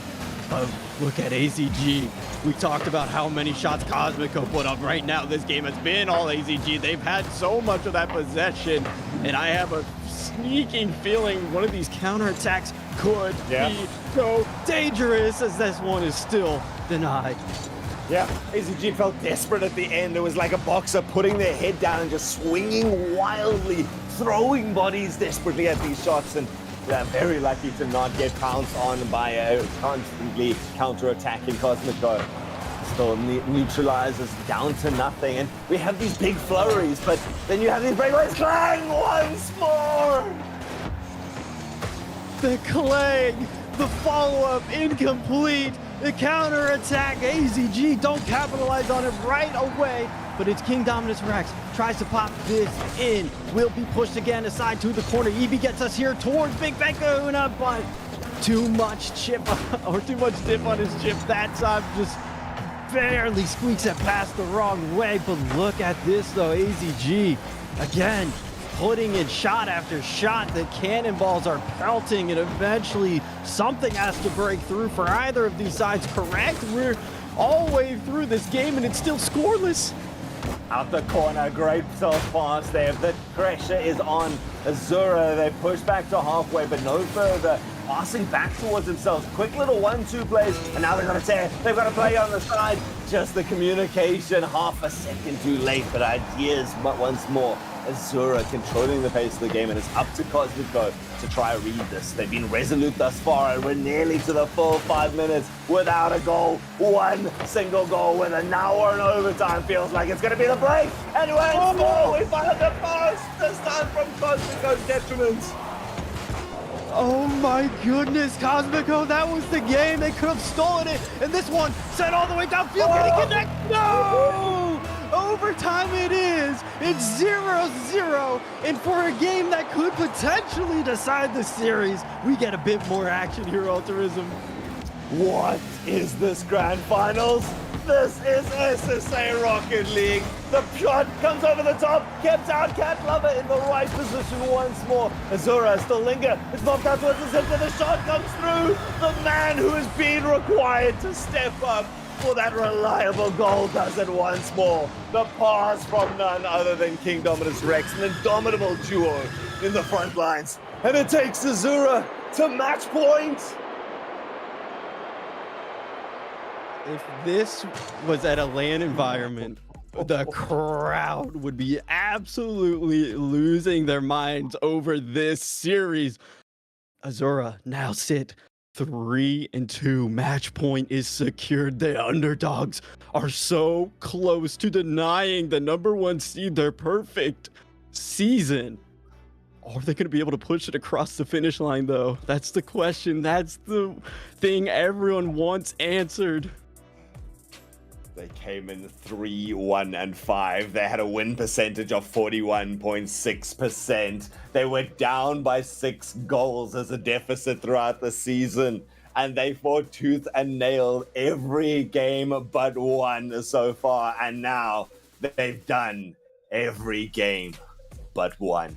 Neo Tokyo, where Cosmico have the chance to force a game 7. But as I always call it, the field of broken dreams. And I don't know, Borky, that was a flurry of an attack there coming out. I don't know how Cosmico survived that for as long, but their counterattacks just didn't happen often enough to bring them back into that. Can they do it in game number 6? I mean, I think what they really need is for the nets to just be expanded a couple inches, because that crossbar, the amount of times we heard the ping, and it was lovely shots that were coming in from Cosmico 2 that would have set themselves up to be in pole position here, just happened to fall to the wayward side. And AZG, with that pressure they built and that, I mean, the control they had and the gumption to go for some of those passes that they were too, just moving the ball around the pitch. How are you going to keep up with that? And that's the thing is right now it feels like Azura is just willing to put everything on the line. We saw that when their attacks, they'd drawn out the pressure for 30, 40 seconds, still hadn't managed to find it. So they just put even the third man, even the fourth man, they were bringing the crossbar across the field if they could to try and get involved there. They were willing to risk it all. And that's what they're doing. They're playing to win. They're not playing to not lose badly against Cosmico. They are here for the crown, and I absolutely love it. They've got to keep this up. I do believe that we've got a tactical timeout right now, time for Cosmico to settle the nerves. And Borky, you've been playing Rocket League for a while. What is the message to the team that is facing a broken perfect season? See, and this is the question that Graybeard asked us, and this is the question that we've been wondering between the both of us is, what does that do to your levels of confidence when you went through everything? You played phenomenal all season, and now it's the number 6 seed, the underdog, that is threatening what you worked for. Are you going to fall flat at the finish line, or are you going to pick yourself up, get yourself into Game 7, and take what many people believed is rightfully theirs? It's rightfully theirs, and it's been like that from the beginning. Maybe that's the problem that Cosmico's come into. We have seen the Nightwalkers come in with a flurry of attacks immediately from kickoff as we go into the 6th one of the night of the series. But Cosmico, they might have come in with a little bit too much hubris, coming in with that overconfidence that we've got this in the bag. It's just the number 6 seed. And systematically, Azura has eliminated everyone else. 1 game away. Is this that game? Azura, they are so close as well, but it's going to be Cat Lover. They've done it again and again and again here for Cosmico, and they're always going to be old reliable for when their backs are against the wall. That's the settling they needed. That could not have come at a better time. Whatever that halftime, that timeout coach's talk was, it's worked sublimely. Oh, that was a textbook play coming out, Jeff. Off the kickoff, keep up the pressure, pass off the backboard to secure the angle, and Cat Lover in the right place. The dependable one. 2 goals. Cosmico breathes. Big sigh of relief as well. The timeout buff obviously working. It wasn't even 30 seconds. They're already up 2 here. That last game, if we remember, was decided by 1. It was scoreless until overtime. Well, no more of that. They are showing why they are that number 1 seed, why they've had one of the best offenses all season long. But AZG, they're looking to show why they are the favorite underdogs here. Favorite underdogs. I love that phrasing actually, because I'm with you. I have not seen a team fight this hard, and we're supposed to be unbiased. Cosmico has been a fantastic team, but Azura is looking a fantastic team. And if ever there was an underdog story, it would be this. Cosmico is not going to make it easy though. At least Azura is in with the fight right now, getting good pressure going. EB looking for potentially finding one of his teammates, Berserker, though, just not even letting plays develop now for this AZG side. They have learned that if they give them too much respect, they are going to make Cosmico regret it. Bruv comes screaming in, trying to connect there. Won't be able to put on a shot, so it's now King Dominus Rex who gets a beautiful pass across, but who else but Berserker to make sure things are kept out for now? Kept out for now. That's all Cosmico needs to do right now. Azura cannot settle for that. They've got to keep up this attack. They're doing a great job of it right now. Cat Lover again in an optimistic position, ready to cause problems and get underfoot of their opponents. Azura having none of it though. Again, just linking up together. Links it a little bit too far outside the outside edge. This time it doesn't come to anything. They've got another approach. It's King Dominus gets a great little read and got to follow it up for another touch or at least interference. Nothing coming. They have to navigate through Cat Lover first before AZG do get on this side of the field yet again. You can see they're trying to bring out bumps and demos now. We talked about after the conclusion of the first game that AZG didn't record any bumps. Some of the games that they won, they didn't record any either. But it seems like when that desperation starts to come out, they're going to pull everything out of their a sleeve of tricks to make sure they have the best fighting potential against this Cosmico team. They're getting themselves into such good position, lingering in front. Big Kahuna takes on the dribble attempt, and fair play considering his success with it thus far. Yibby gets a nice touch up and over. Good retreat though. Kahuna, he had his chance and calmly collects it with the under boost, dispossessed. Bro, with the aggression to come over. Cosmico has created the space that they needed, immediately counted out though. Sura's coming in, Dominus Rex. Oh, if that touch had gone through, the goals would have been open.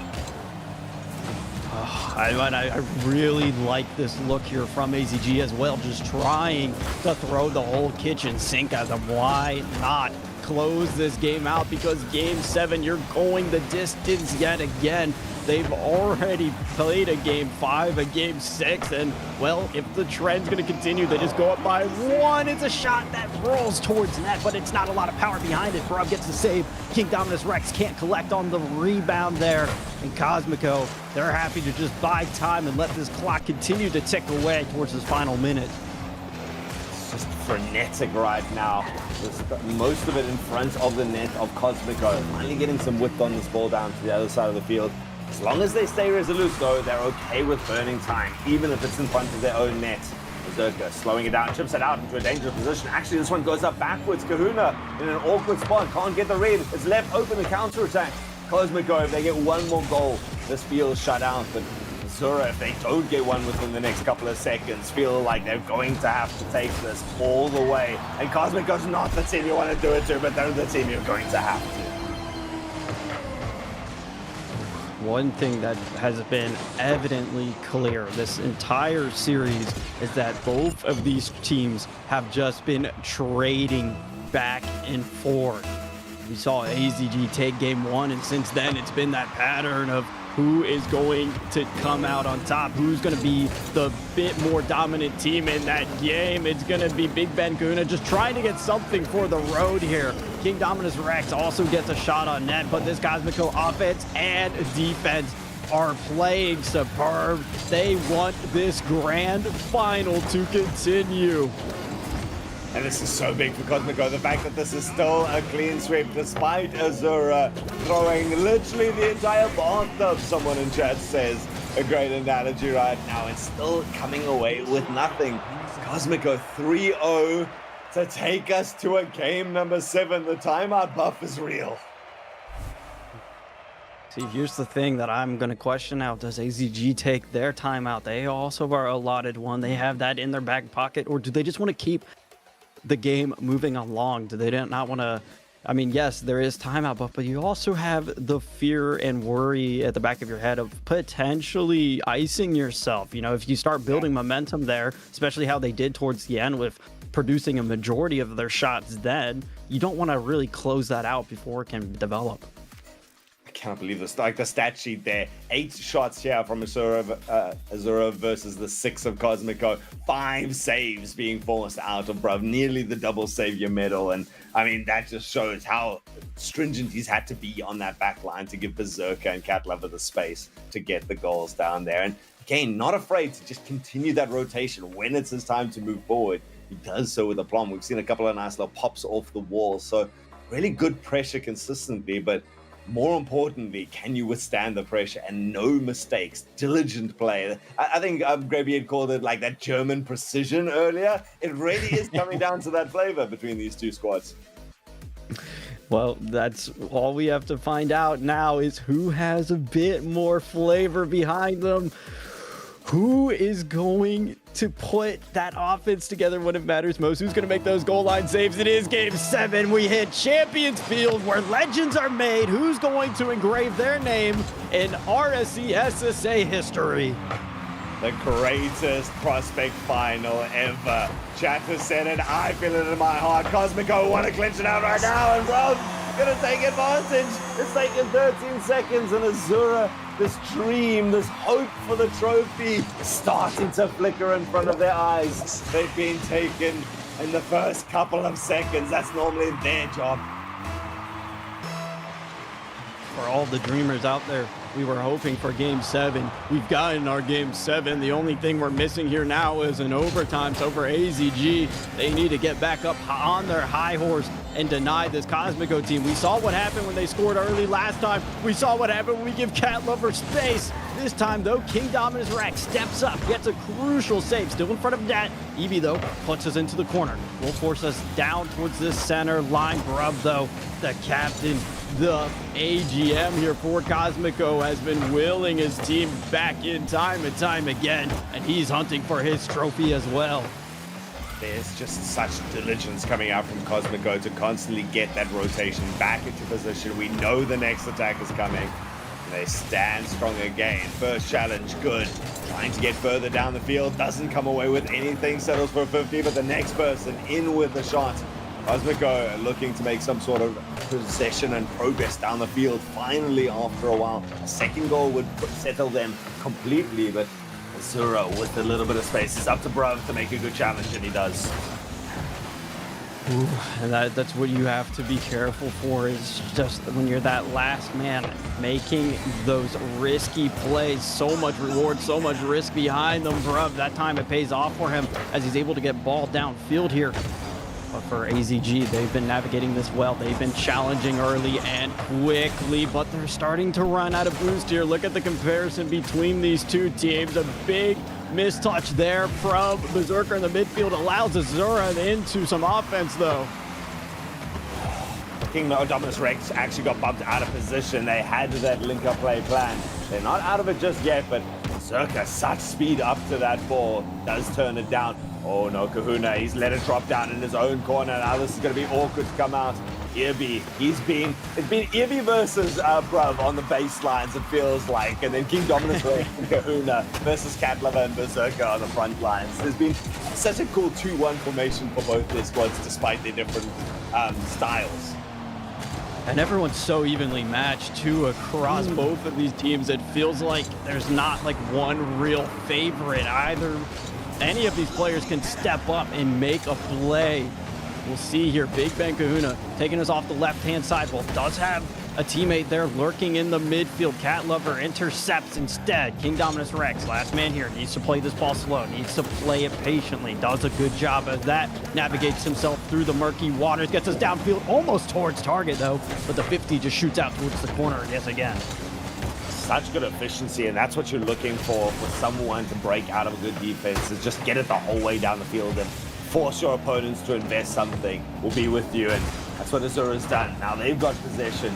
Whether they can play close enough together, they do. First shot is there. Bruv, once more. This one's got to be heading up towards those high goal save stats once more. Even continues the control to flick it up high. Continues the pressure. Takes 100 boost. Could he go length himself? Forces out 2 defenders. Great follow-up shot. Just a bit wide once more. Still 1 goal in it. Good return and on a dime. With this clock now here, 80 seconds remaining in our grand final. AZG are playing down behind 1.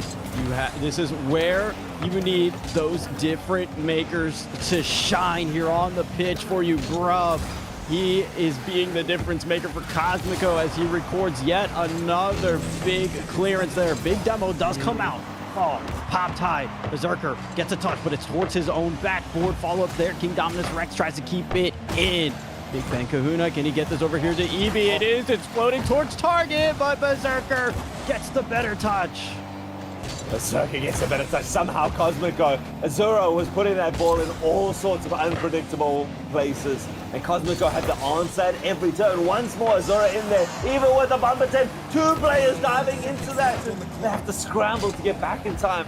Cosmico, you can throw everything at them. It's not even chipping the paintwork, it seems. They've got 20 more seconds to withhold this 1 goal lead, and they've got control of the ball. Final attack opportunity here now for AZG as Big Ben Kahuna gets himself behind this one, tries to find it over to Eevee. Bruv keeps it in. That's more precious time ticking off here on the clock. Final 2, ball in lap of Bruv, and Cosmico lets it touch. They hold off the underdog, and the perfect season is concluded. Oh man, okay, that's shaky towards the end. If you ever wanted the Cinderella story, none could be truer than this. Unfortunately, was cut short. We stop at midnight, and the pumpkin returns. Azura, so proud of the three of you. King Dominus Rex, Big Ben Kahuna, Irby, you guys came the distance right now and put on one hell of a show to the dying seconds.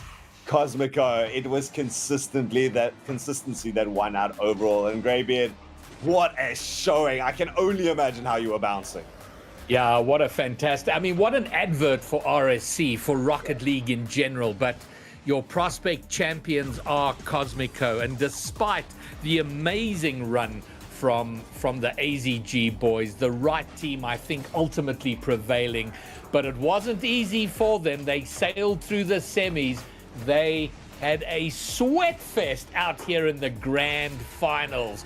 But your champions, Cosmico, the third time Bruv has made a grand final. And finally, he's on a victorious team. So what a shout out. What a banger of a season. They have not lost a series the entire season 4. And my goodness, what a showing from them, Borky. Oh, I mean, a beautiful showing indeed. Everyone on the team just happened to click so well together. The stars aligned, and then they even went down. They were facing the potential match point there for AZG, but they composed themselves. They took that time out. The leadership and the communication between that team were able to recompose themselves, and then in Champions Field, one goal is all that separated us. But for AZG, keep your heads held high, because the sky is the limit for you if this is your performance. Yeah, all six of these players deserve a promotion, I would feel, at this stage. These guys have proven themselves. I don't know how the exact thing, please, admins, don't. I'm not actually criticizing you, but man, these guys have got a bright future ahead, right? Well, there was a lot of discussion actually in the green room about this is supposed to be prospect, because there've been some banger plays throughout the course of the evening from our lowest tier. But yeah, it's just, I hope, look, you're never happy that you lose a series, but Azura have got to be so proud. I mean, they had a struggle early on. They turned things around when King Dominus Rex arrived on the squad. They finished 6th. They clawed their way into the play-ins, and now here they were going toe-to-toe with the undefeated Cosmico all the way to the end. And my goodness, guys, I mean, could we have had... I don't think we could have asked for a better night of playoff Rocket League in the RSC. I mean, every series on the mainstream has been a banger. It's been fantastic. Like, this has been a fantastic way to culminate the series. It felt like Azura came in as the more hungry team throughout all of their series, and they had to go the whole distance. I mean, that first one, game number 5. Second one was game number 4, and then game number 5 on the second stream. Or game 6 and game 7. And now we go to a game.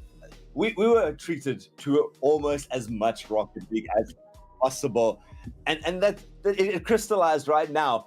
Azura came in more hungry, and then when Cosmico realized that opportunity, the weight of the last 9 weeks kind of crystallized on top of them, they fought it back, and they were not letting it go. We've come this far. We're not dropping it now. Let's lock in. Oh. And I can't wait to I can't wait for the awards show next week, because just to see how it all broke down, who were the stars of the prospect tier in terms of Cosmico doing as well as they had. And then, of course, for everybody else, and we're going to have a banger show there, because there we will break it down and see who all the stars were, the goal scores, the saves, the assists, all of that good stuff. And I think we're trying to arrange, we're going to see if we can get Bruv in here for a little bit of an interview, have a little chat with him and see how... We're trying. So I know he's keen. I know production's keen, but we'll see how it plays out there. He would be perfect. Like, you could see by the 17, 18 saves that the guy put in, he was ready to fight this and tear his victory finally. I see chat said it was actually 4 times. This is his 4th final. The guy's been messing my near word. the beginning, and he finally gets it. You do highlight a final good means all point four because seasons. say Yeah, that again, absolutely. Borky. The fourth final Yeah. means all 4 seasons. All he's 4 been in the seasons, final. actually, yeah. Finally pulls it off. But you do highlight a good point when you talk about those saves, because there were long periods of time where Azura were just laying siege on the Cosmico net and just couldn't get through, you know. And some of that was the fault of Azura, where they kind of whiffed it there in front, but to remain composed when you're under siege like that is a fantastic performance. And I don't know if either of you have a man of the series from your eyes, based on what you saw. I'll start with you, Borky. Is there anyone who jumps out? I mean, we've been giving Bruv a lot of attention here, but was he the man of the series? Berserker did some amazing things. So your player of the night. Oh, well, of course, I would be remiss if I didn't say Bruv for his defense, but a player that not only shined for me in the grand finals, but also in the semis was Cat Lover. Cat Lover, I sounded like a broken record the amount of times I was saying their name and how productive they were when it came to creating those offensive looks for Cosmico. All right, just checking on the status of the interview. Okay, good. So, gentlemen, I'm going to go and have a word with Bruv. And Ultrasm, you've brought the bangers tonight, so well done to you. Cheers, I guess. Thanks. Shout out Big Kahuna, by the way, was my MVP. If anyone is interested. Really good play. Oh, sorry. Yeah, you're everyone quite was right. good. You're quite right. Big Ben Kahuna gets the nod from Ultrasm. Fair enough. All right, gentlemen, I'm going to go and have a word with Bruv. Borky, Ultrasm, thank you very much for your service. And yeah, we'll see you again later in the week. We've got 1 tier done, 3 more to go. But let's see what Bruv has to say. So, Bruv, are you with us, Bruv? I am here, GB. I am here. Okay, so I said your third final. Chat saying your fourth. Can you confirm which of those is correct? This is my fourth final. Oh my word! So you've made grand finals every season of RSC. Every damn season, and lost them all. And how and at what point did you go, oh goodness, is this going to be number 5? Sure. I don't know. Or did you never have any doubt? To be honest, I didn't really have a doubt that we wouldn't, make it, all the way to the end. But considering AZG and honestly, give so much props and respect to them. But me and my team were dreading them the worst. When they made it in and kind of what they did, we were hoping they wouldn't make it all the way to the end, and we were fearing them the most. And we still pulled it through at the end. It's a bit of a surreal feeling, and I'm a little bit emotional. We worked so hard this whole season. I'm so proud of my boys, honestly. Yeah, well, give us a bit of insight in terms of the season, because you guys are undefeated, and we need to dig into the stats. And I'm not sure if there's another team that has now become champions without dropping a series. But give us some insight into how the season unfolded. You said you've put in a lot of work. What did that look like? Give us the highlights of how you approached and ran this season as a team.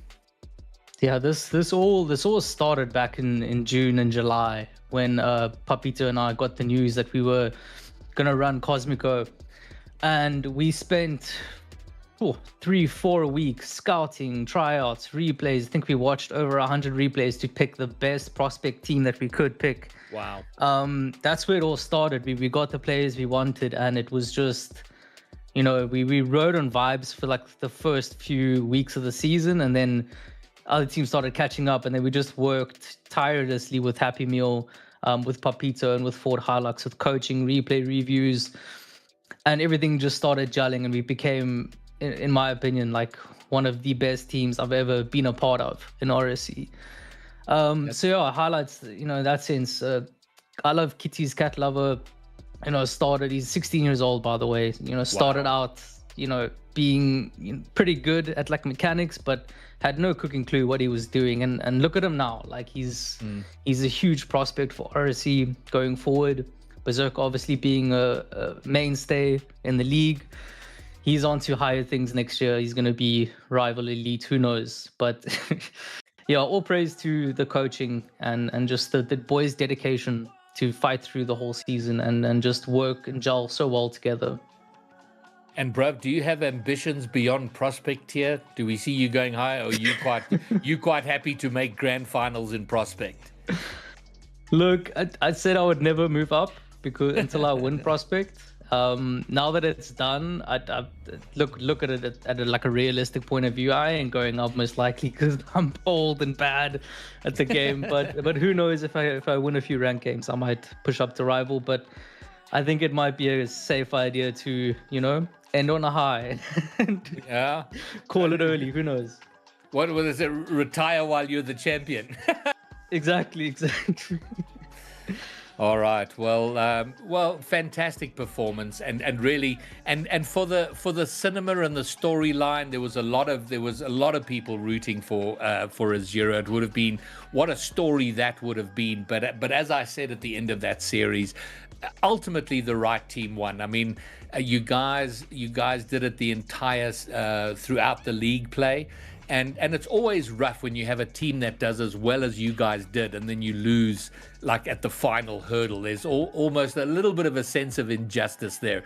But you guys kept it together. You did what you had to do, and Azura pushed you all the way, which is wonderful to see. But in the end, you did what you had to do. You guys got yourselves over the line, and bruv, Berserker, Cat Lover, you guys are champions. You are the RSC Season 4 champions. So congratulations to you. Thank you so much, GB. And just shout out to RSC admins and the community and casters, production team. Everyone did a phenomenal job today. Well done. You can be proud of yourselves.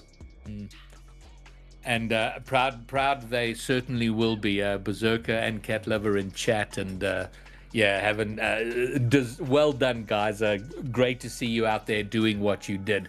Congrats, and good luck in the future. And Berserker, I don't know if you're also chilling in prospect, but certainly Cat Lover, we expect great things for you. So we'll be keeping an eye. So guys, congratulations, you are the champions. Thank you, bruv. And there we have it. We have one tier done, 3 more to go. Tomorrow night we do Rival, then we do Elite, and then of course we do the Masters. We are 25% of the way through playoffs, and a much higher percentage than that through the entire season. We started what seems a very long time ago, and now we are close to the end, and we're gonna wrap it up for the night. And we will do it all again tomorrow. We will have a B stream. Bruv will be running the B stream tomorrow, so make sure you're following his channel. He'll be broadcasting there. Bromeo will be hosting the main stream tomorrow, and we will do it all over again. Huge shout out once again to our sponsors, Genisus Extreme, Nearstream, and Slayer Energy Drink, the makers of GG's Gamer Serum. Get it if you haven't got it yet. And gents, everyone in chat, we were very well attended. Thanks to everyone who came to watch and support the teams on the A stream, on the alternate stream, and from me, Greybeard, and everyone making this happen. Peace, and see you tomorrow night.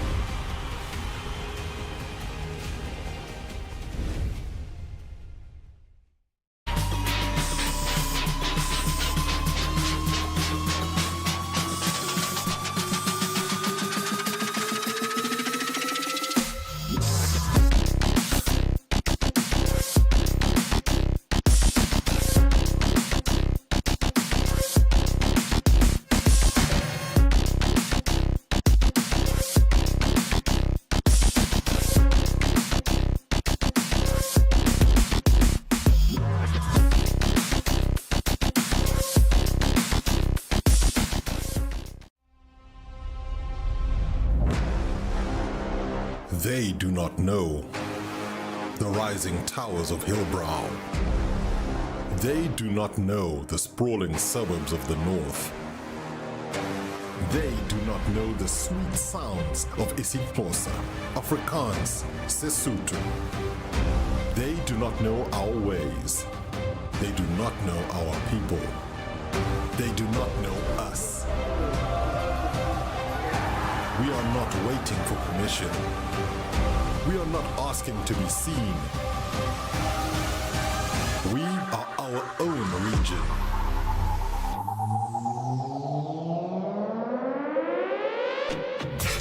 We are SSA, RSC Johannesburg, RSC Nairobi, RSC Saint-Denis. This is not just a league, it is a movement.